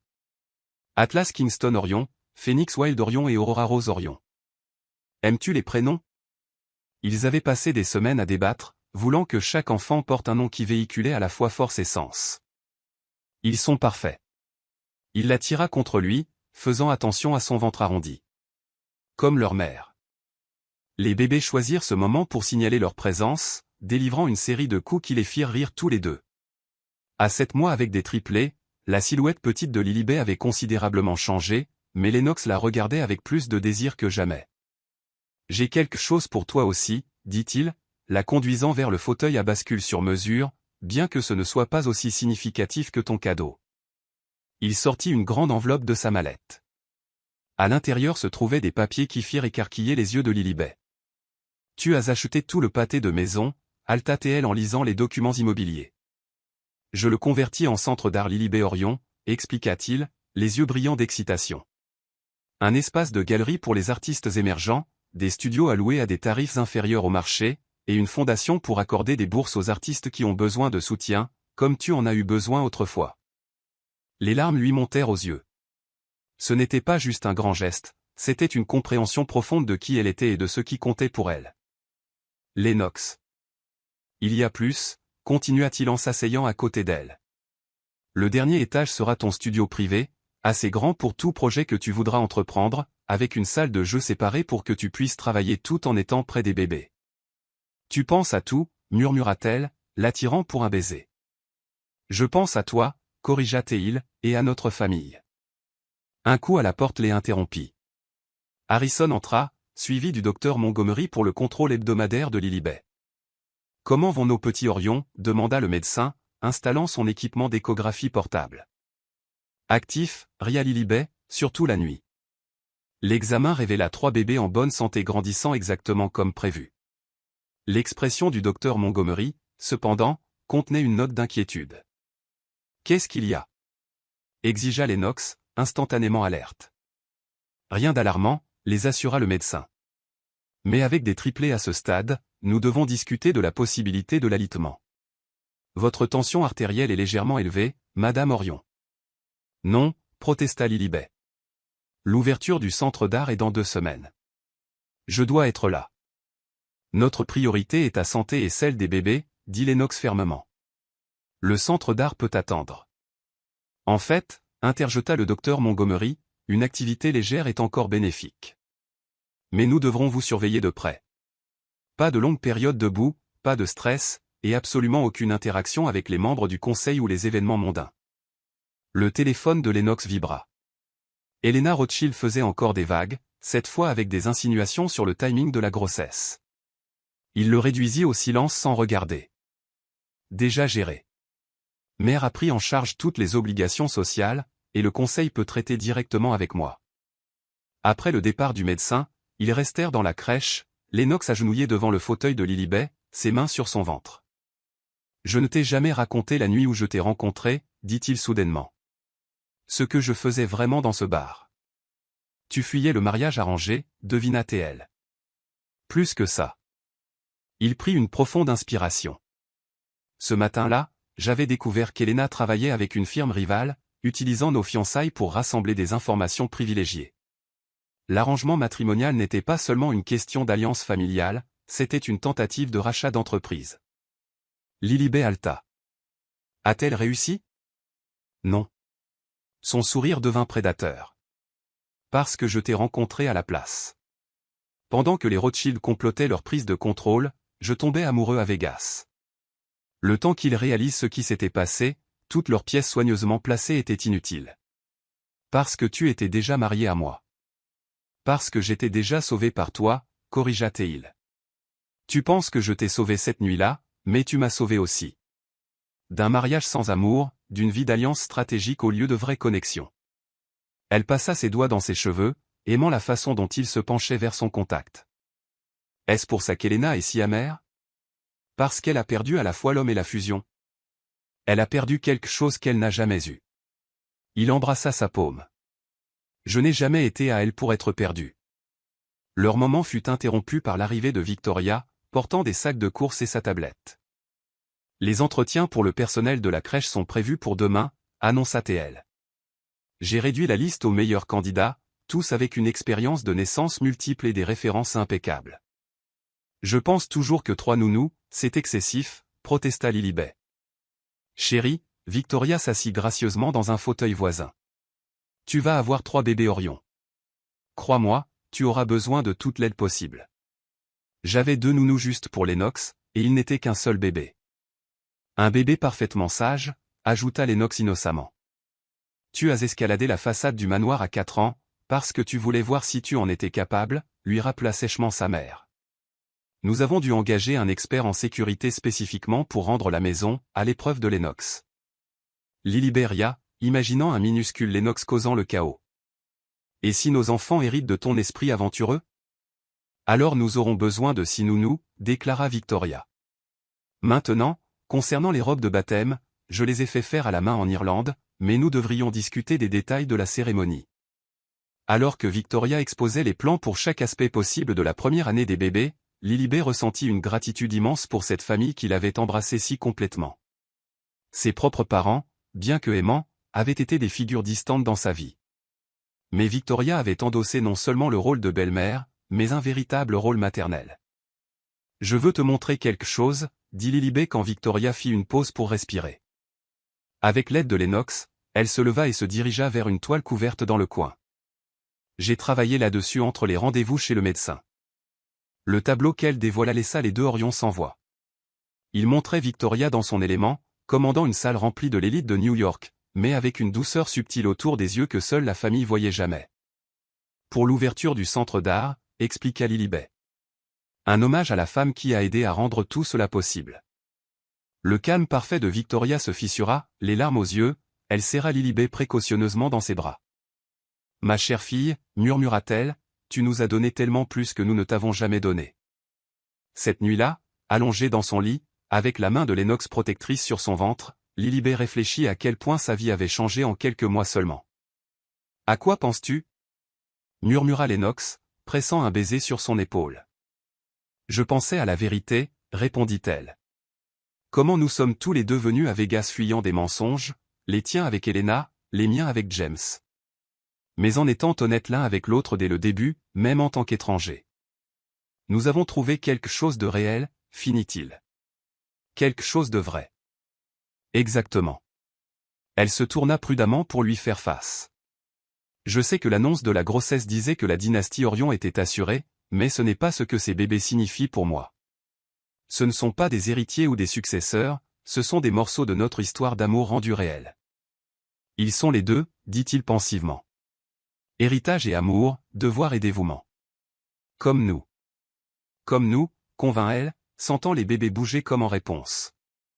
Alors qu'ils s'endormaient, Lilibet réalisa que la vérité de leur histoire d'amour n'était pas dans les gros titres ou les ragots de la société, elle n'était même pas dans les grands gestes comme les centres d'art ou les héritages familiaux. Elle était ici, dans ces moments calmes où le monde s'effondrait et où tout ce qui restait était leur connexion, honnête, profonde et inébranlable. Parfois, pensait-elle alors que le sommeil la gagnait, la plus grande vérité ne se trouve pas dans une planification minutieuse ou des attentes sociales, elle se trouve dans un bar de Vegas, dans un acte de foi, dans les yeux d'un étranger qui voit droit dans votre âme. Et leur vérité leur avait donné non seulement l'amour, mais un avenir plus beau que ce que l'un ou l'autre aurait pu imaginer. Chapitre 9, une nouvelle vie. La tempête qui s'abattit sur Manhattan ce matin de printemps semblait refléter le drame qui se déroulait dans l'aile privée des Orions à l'hôpital New York Presbyterian. À 34 semaines de grossesse, Lilibet avait été admise après que sa tension artérielle eût grimpé dangereusement lors d'un contrôle de routine. Les bébés doivent sortir maintenant, annonça le docteur Montgomery, étudiant les moniteurs avec inquiétude. Leurs rythmes cardiaques sont forts, mais nous ne pouvons pas risquer d'attendre plus longtemps. Lennox, qui n'avait pas quitté son côté depuis l'admission, serra plus fort sa main. Il avait été au milieu d'une réunion de fusion cruciale lorsqu'Harrison l'avait interrompu avec les nouvelles de l'état de Lilibet. L'affaire pouvait attendre. Sa famille ne le pouvait pas. Tout est prêt, continua le docteur Montgomery. Nous avons la meilleure équipe de néonatologie en attente, bien que d'après ce que je vois, ces petits Orions montrent déjà leur force. La salle d'opération avait été préparée selon les normes exigeantes que le nom Orion commandait. 3 équipes distinctes de spécialistes attendaient pour s'occuper de chaque bébé, tandis que les chirurgiens obstétriciens les plus expérimentés de l'hôpital se préparaient pour la césarienne. « J'ai peur », murmura Lilibet à Lennox alors qu'il la conduisait vers le bloc opératoire, sa voix tremblant légèrement. « Je sais, mon amour. » Il embrassa son front. Mais tu es la personne la plus forte que je connaisse. Tu as transformé une évasion à Vegas en la plus grande histoire d'amour jamais contée. Mettre nos enfants au monde, c'est juste le prochain chapitre. Victoria attendait à l'extérieur du bloc, son calme parfait montrant des fissures d'inquiétude sincère. Tout est arrangé, les assura-t-elle. Les infirmières sont toutes contrôlées. La sécurité est en place, et j'ai fait évacuer tous les tâches de quiconque n'a pas de nécessité médicale directe. Merci, mère. Lennox dit doucement, les mots portant des années de compréhension entre eux. Amenez mes petits-enfants au monde en toute sécurité, répondit-elle, serrant la main de Lilibet. Je serai juste ici à attendre. Le bloc opératoire était un chaos organisé, contrôlé par les commandes calmes du docteur Montgomery. Lennox, vêtu d'une tenue chirurgicale qui coûtait probablement plus que le salaire mensuel d'un médecin ordinaire, gardait sa position près de la tête de Lilibet, murmurant des mots d'amour et d'encouragement. Prête à rencontrer nos enfants, demanda-t-il alors que la procédure commençait. Plus que prête, elle réussit à sourire. Il s'entraîne au kickboxing sur mes côtes depuis des semaines. À 9h47, Atlas Kingston Orion annonça son arrivée avec un cri puissant qui fit monter les larmes aux yeux de son père. Juste comme sa mère, murmura Lennox, faisant une entrée spectaculaire. Phoenix Wild Orion suivit 2 minutes plus tard. Son cri légèrement plus doux mais tout aussi déterminé. L'équipe médicale travaillait avec une efficacité rodée, vérifiant et nettoyant chaque bébé avant de les déplacer vers leurs incubateurs en attente. À 9h52, Aurora Rose Orion compléta leur famille.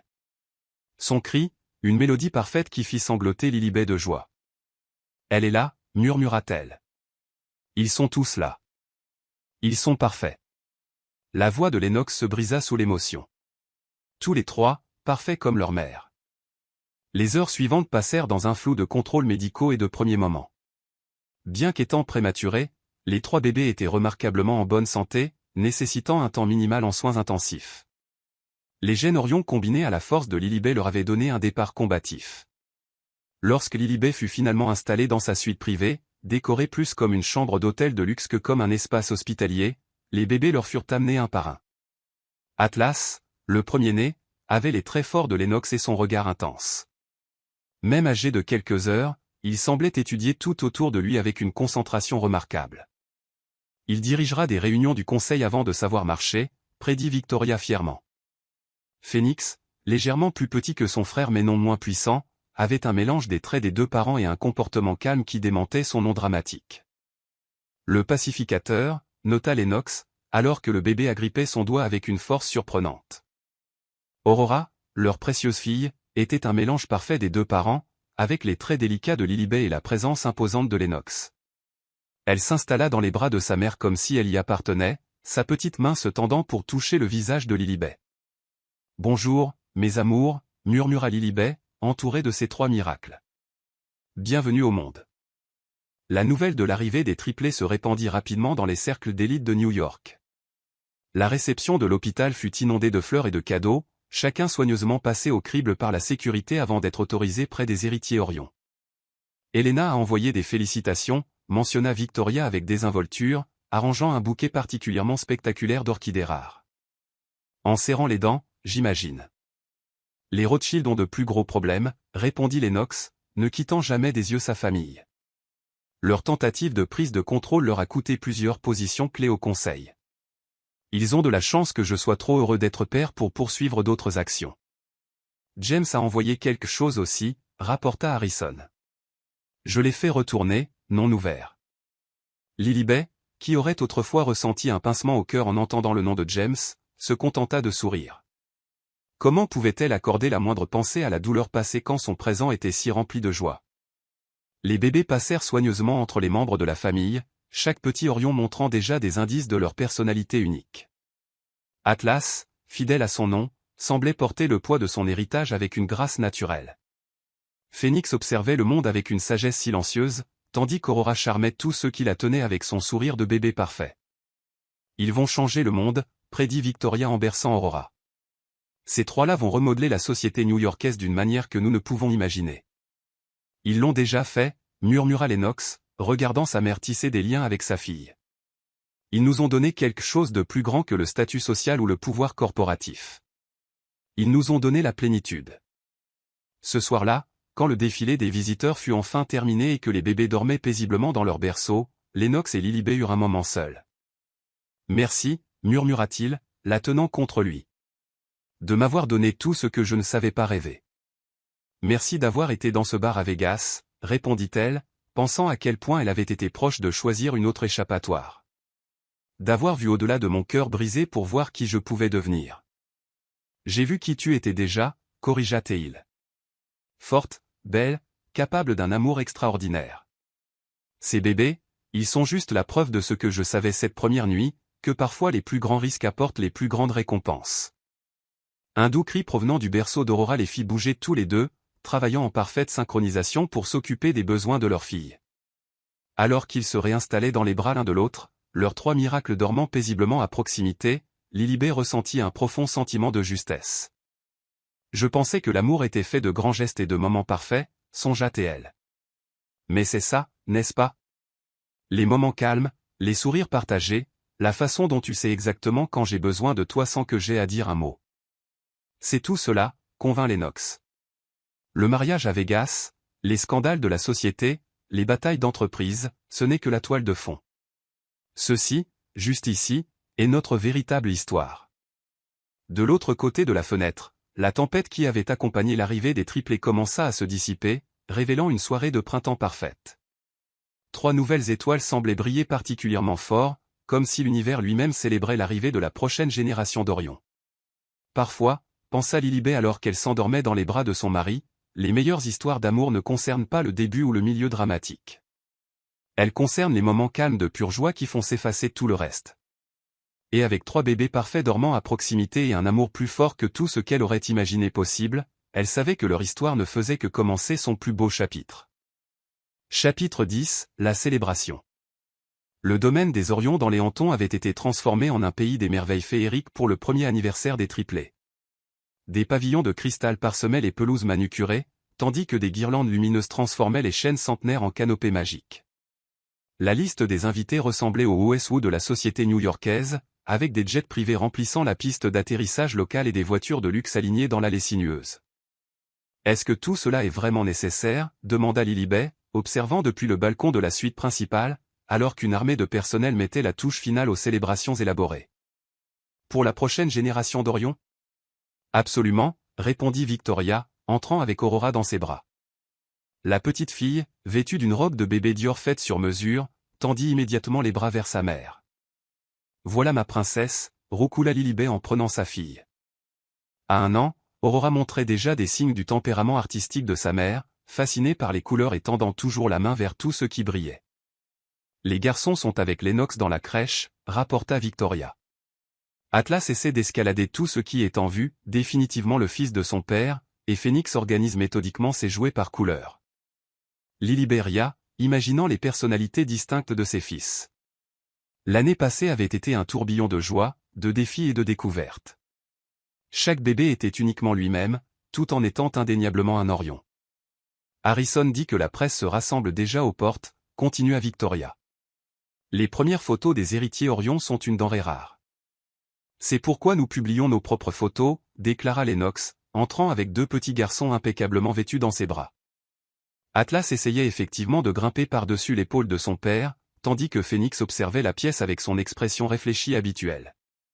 Les portraits de famille pris la semaine dernière seraient publiés pendant la fête, des images soigneusement sélectionnées qui montraient la parfaite famille Orion tout en maintenant leur vie privée.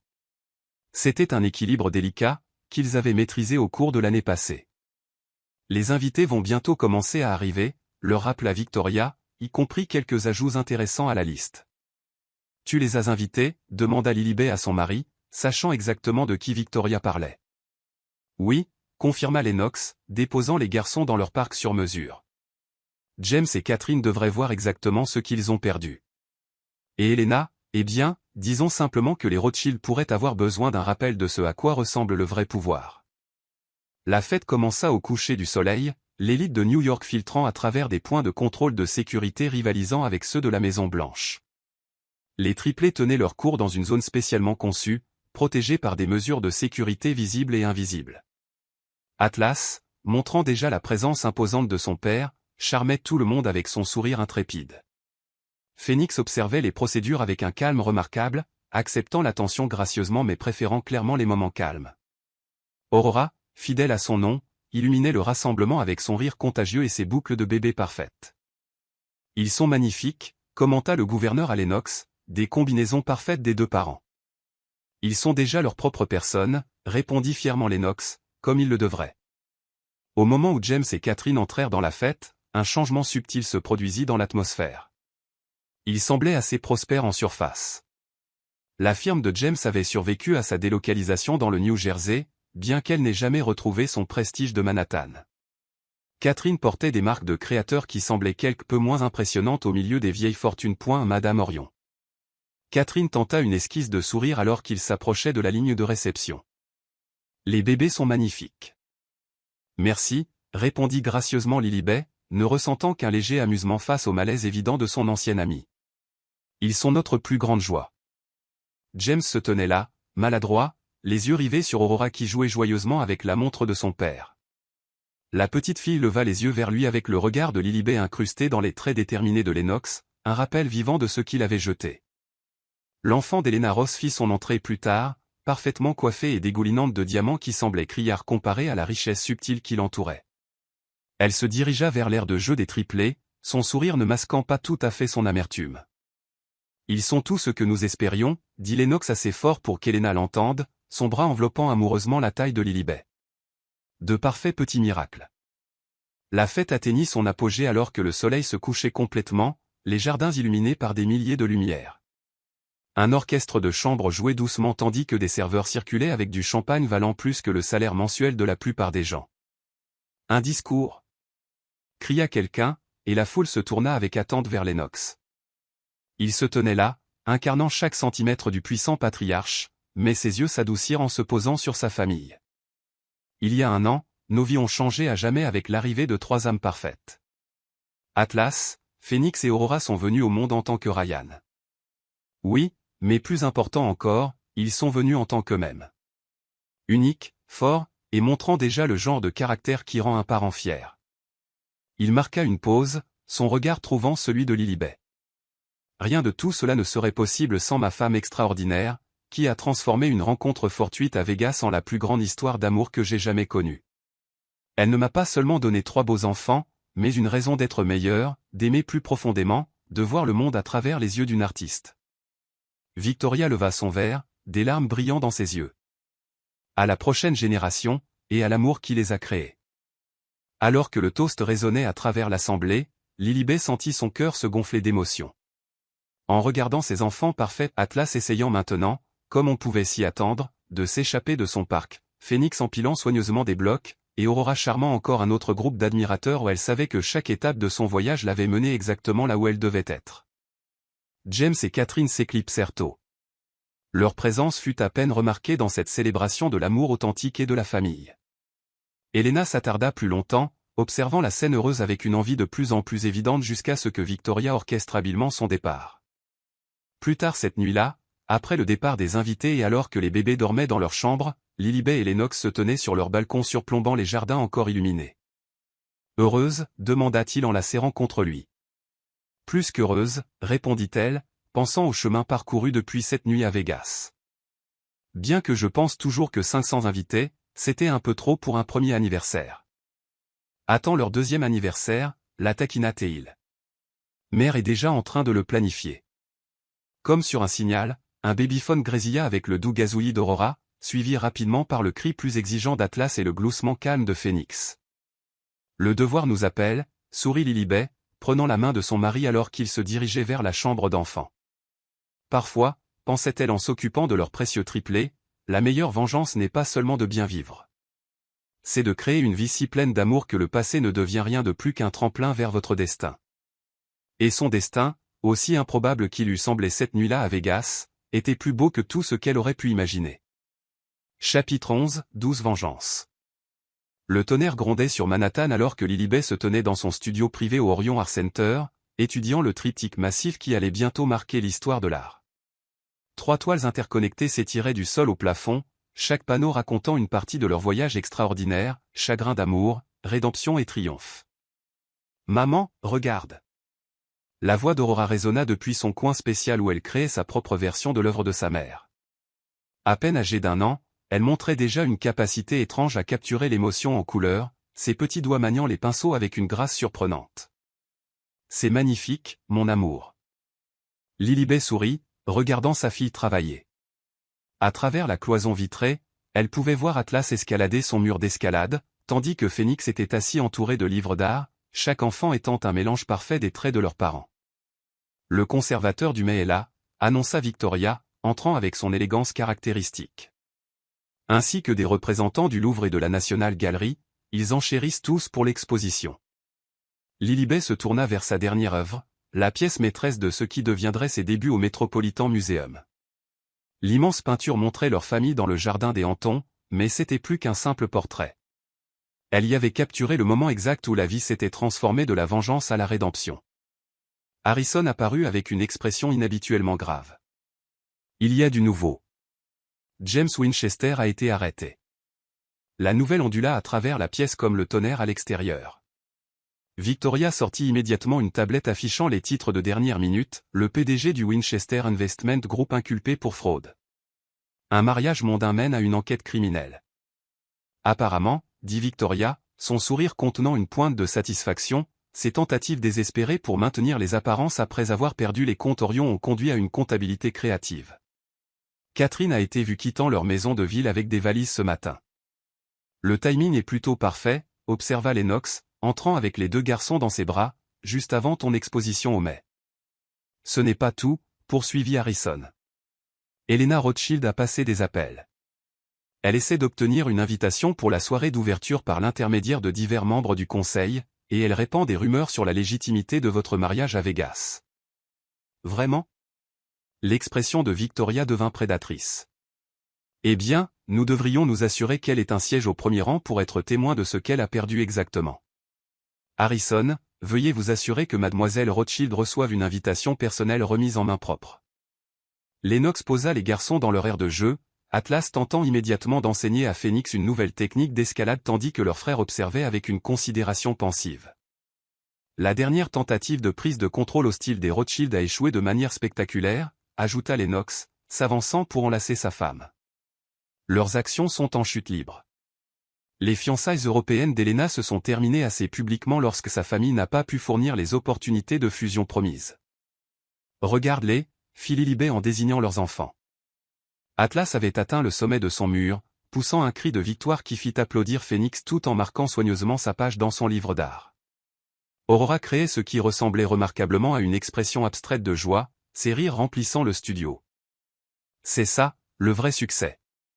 Pas les rachats d'entreprises ou les mariages mondains, juste l'amour pur. Un éclair illumina le studio, donnant l'impression que les couleurs du triptyque de Lilibet prenaient vie. Le premier panneau montrait un cœur brisé à Vegas.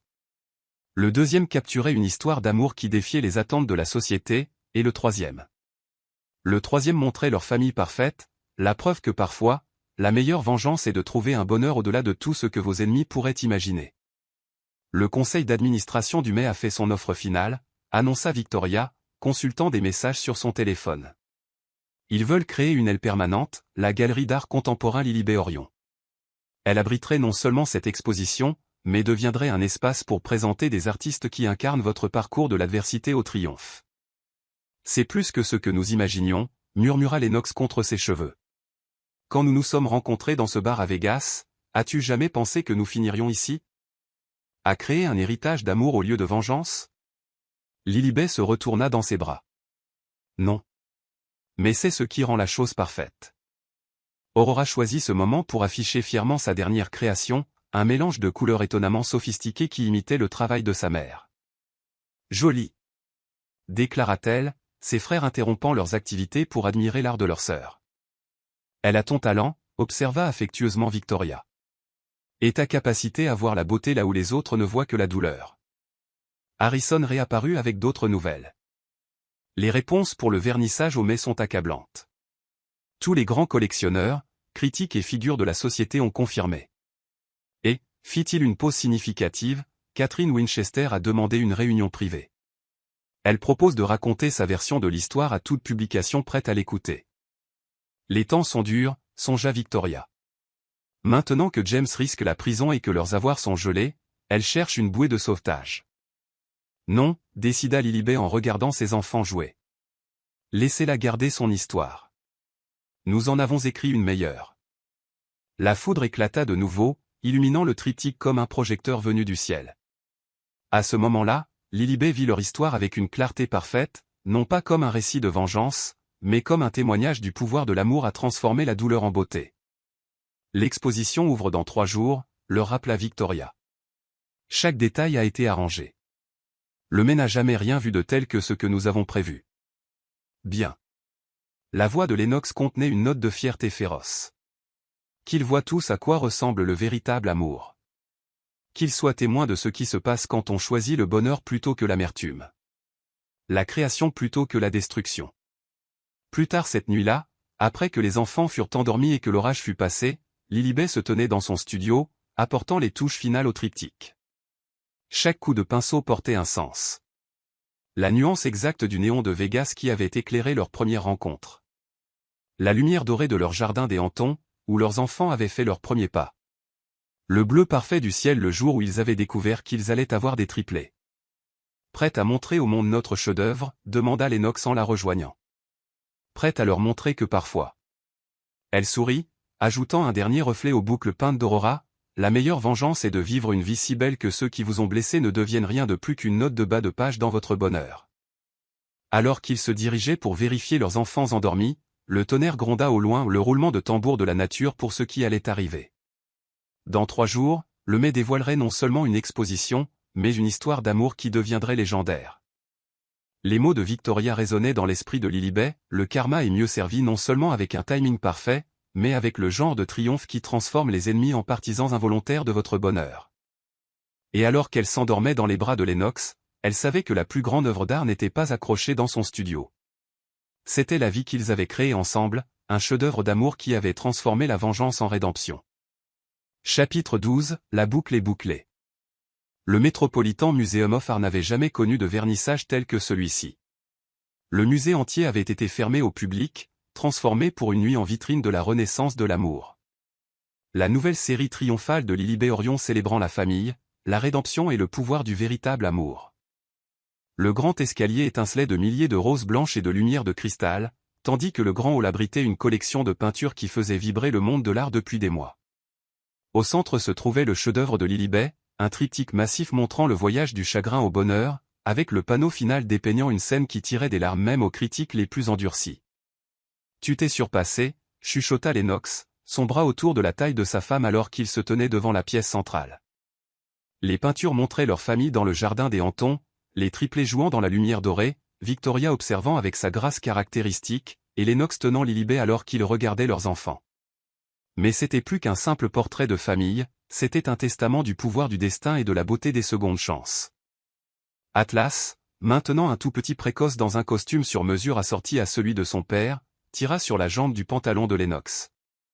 Hop, papa, veux voir.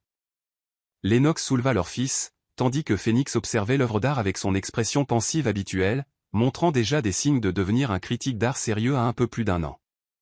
Aurora, resplendissante dans une minuscule robe haute couture, était choyée par Victoria, qui avait les larmes aux yeux en regardant la peinture. Mesdames et messieurs, le directeur du musée demanda l'attention. Ce soir, nous célébrons non seulement l'excellence artistique, mais le triomphe de l'amour sur l'adversité. L'exposition de Madame Orion, la renaissance de l'amour, sera hébergée en permanence ici au Mai, un cadeau de la Fondation Orion pour assurer que les générations futures puissent être témoins de ce voyage extraordinaire. Les applaudissements furent tonitruants. Les critiques d'art qui avaient autrefois rejeté Lilibet comme une simple épouse de la haute société louaient maintenant sa maîtrise technique et sa profondeur émotionnelle, les collectionneurs qui avaient ignoré ses premières œuvres offraient maintenant des sommes astronomiques pour tout ce qui portait sa signature. À travers la foule, Lilibet repéra James et Catherine debout près de l'entrée, leur présence étant un contraste frappant avec le succès qui les entourait. James semblait avoir vieilli au-delà de ses années, le stress de la faillite de son entreprise évident sur son visage. Catherine s'accrochait à son bras, sa robe de créateur étant une tentative clairement désespérée de maintenir les apparences. Mais ce fut l'arrivée d'Helena Rothschild qui causa l'agitation la plus subtile. Autrefois la présumée future Madame Orion, elle se tenait maintenant seule, regardant la famille qu'elle aurait pu avoir. Les fiançailles européennes ratées l'avaient laissé avec rien d'autre que l'influence décroissante de sa famille et la connaissance amère de ce qu'elle avait perdu. Madame Orion, Helena s'approcha avec une politesse forcée. Votre travail est impressionnant. Merci, répondit gracieusement Lilibet, assurée dans son bonheur. L'art, comme l'amour, a une façon de trouver son vrai chemin. Le regard d'Helena s'attarda sur les triplés. Atlas explorant maintenant les dispositifs de sécurité autour de l'œuvre d'art avec une détermination fascinante, Phénix expliquant le symbolisme des peintures à un administrateur du musée amusé, et Aurora charmant tout le monde avec sa combinaison parfaite de la présence des Orions et de l'esprit artistique. Leurs beaux enfants, parvint à dire Helena, la voix serrée. Ils sont tout, répondit simplement Lennox, son bras se resserrant autour de Lilibet. Tout ce dont je n'avais jamais su que j'avais besoin jusqu'à ce que je rencontre leur mère. Victoria s'approcha, éloignant habilement Helena tout en convoquant simultanément Harrison pour escorter James et Catherine vers la sortie. Le message était clair. Le passé n'avait pas sa place dans cette célébration du présent. Alors que la soirée atteignait son apogée, Lennox fit teinter son verre pour attirer l'attention. La foule se tut, s'attendant à un discours typique de mécène, au lieu de cela, ce qu'ils eurent fut une histoire d'amour. Il y a 2 ans, commença-t-il, ses yeux ne quittant jamais Lilibet, j'ai rencontré une femme dans un bar de Vegas. Elle fuyait une trahison. J'échappais à un mariage arrangé. Ce que nous avons trouvé à la place était quelque chose de rare et précieux. Un amour si pur qu'il a transformé nos 2 vies. Il désigna le triptyque derrière eux. Ce chef-d'œuvre montre notre voyage, mais c'est plus que de l'art. C'est la preuve que parfois, le mauvais tournant vous mène exactement là où vous êtes censé être. Ma femme ne m'a pas seulement donné 3 enfants parfaits ou créé ces peintures extraordinaires. Elle m'a montré à quoi ressemble le véritable amour. Lilibet sentit des larmes monter aux yeux alors qu'il continuait. À ceux qui doutaient de nous, qui pensaient qu'un mariage à Vegas ne pouvait pas durer, regardez autour de vous. Regardez nos enfants, notre famille, ce testament du pouvoir de l'amour a transformé la douleur en beauté. Ma femme a pris un cœur brisé et l'a transformé en article. Elle a pris une rencontre fortuite et l'a transformé en destin. Il se tourna pour faire face directement à James et Catherine, bien qu'ils fussent partis ou sur le départ. À ceux qui pensaient faire une bonne affaire, qui croyaient que l'amour pouvait être calculé comme une transaction commerciale, merci. Votre trahison a mené cette femme extraordinaire vers moi, et je passerai le reste de ma vie à être digne de ce cadeau. La salle était silencieuse, émue par l'émotion brute dans sa voix. Même les triplés semblaient sentir l'importance du moment, Aurora tendant les bras vers sa mère, tandis que ses frères se tenaient exceptionnellement immobiles. Ma chérie, Lennox s'adressa directement à Lilibet maintenant, tu es venue à Vegas en cherchant une échappatoire. Au lieu de cela, tu as trouvé ton destin. Ces peintures montrent notre passé, mais notre avenir. C'est le chef-d'œuvre que nous créons encore chaque jour avec chaque moment que nous partageons. Il l'embrassa alors, ne se souciant ni des caméras ni de la foule. C'était un baiser qui parlait de passion, de gratitude, d'un amour qui n'avait fait que se renforcer avec chaque défi affronté. Alors que les applaudissements éclataient autour d'eux, Lilibet regarda sa famille, ses enfants forts et beaux, sa belle-mère fière, et le mari qui avait transformé une évasion désespérée en la plus grande histoire d'amour jamais contée. James et Catherine s'éclipsèrent inaperçus, leur présence aussi insignifiante que leur trahison l'était devenue. Helena s'attarda aux abords, un fantôme de ce qui aurait pu être, avant d'accepter finalement que certaines pertes ne peuvent jamais être recouvrées.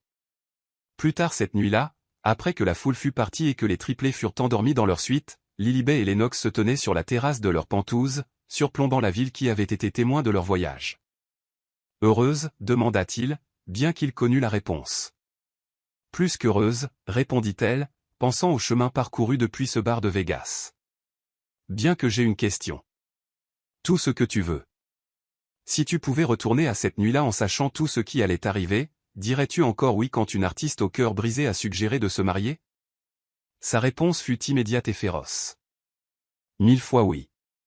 Dans chaque vie, dans chaque univers possible, je te choisirai, je choisirai nous, je choisirai cette vie extraordinaire que nous avons construite ensemble. Comme en réponse, le cri d'un bébé résonna à travers le moniteur Aurora, suivi rapidement par ses frères. Leurs parents sourirent, reconnaissant le schéma. Le devoir nous appelle, dit Lilibet en prenant la main de son mari. Notre meilleure aventure à ce jour, convint-il. Alors qu'il se dirigeait vers la chambre d'enfant, Lilibet pensa à la vengeance et à la rédemption, à la douleur transformée en beauté, au mauvais tournant qui mène aux bonnes destinations. Son art pouvait être accroché au mais son plus grand chef-d'œuvre était cette vie qu'elle avait créée. Une histoire d'amour qui avait commencé dans le désespoir et s'était épanouie en quelque chose de plus magique que n'importe quel conte de fées. Parfois, elle le savait maintenant, la meilleure vengeance n'est pas seulement de bien vivre, c'est de vivre extraordinairement bien, entouré d'un amour si pur qu'il transforme tout ce qu'il touche. Et leur histoire d'amour, aussi improbable qu'elle eût commencé, écrivait encore de nouveaux chapitres, chacun plus beau que le dernier. Abonnez-vous si vous avez aimé. S.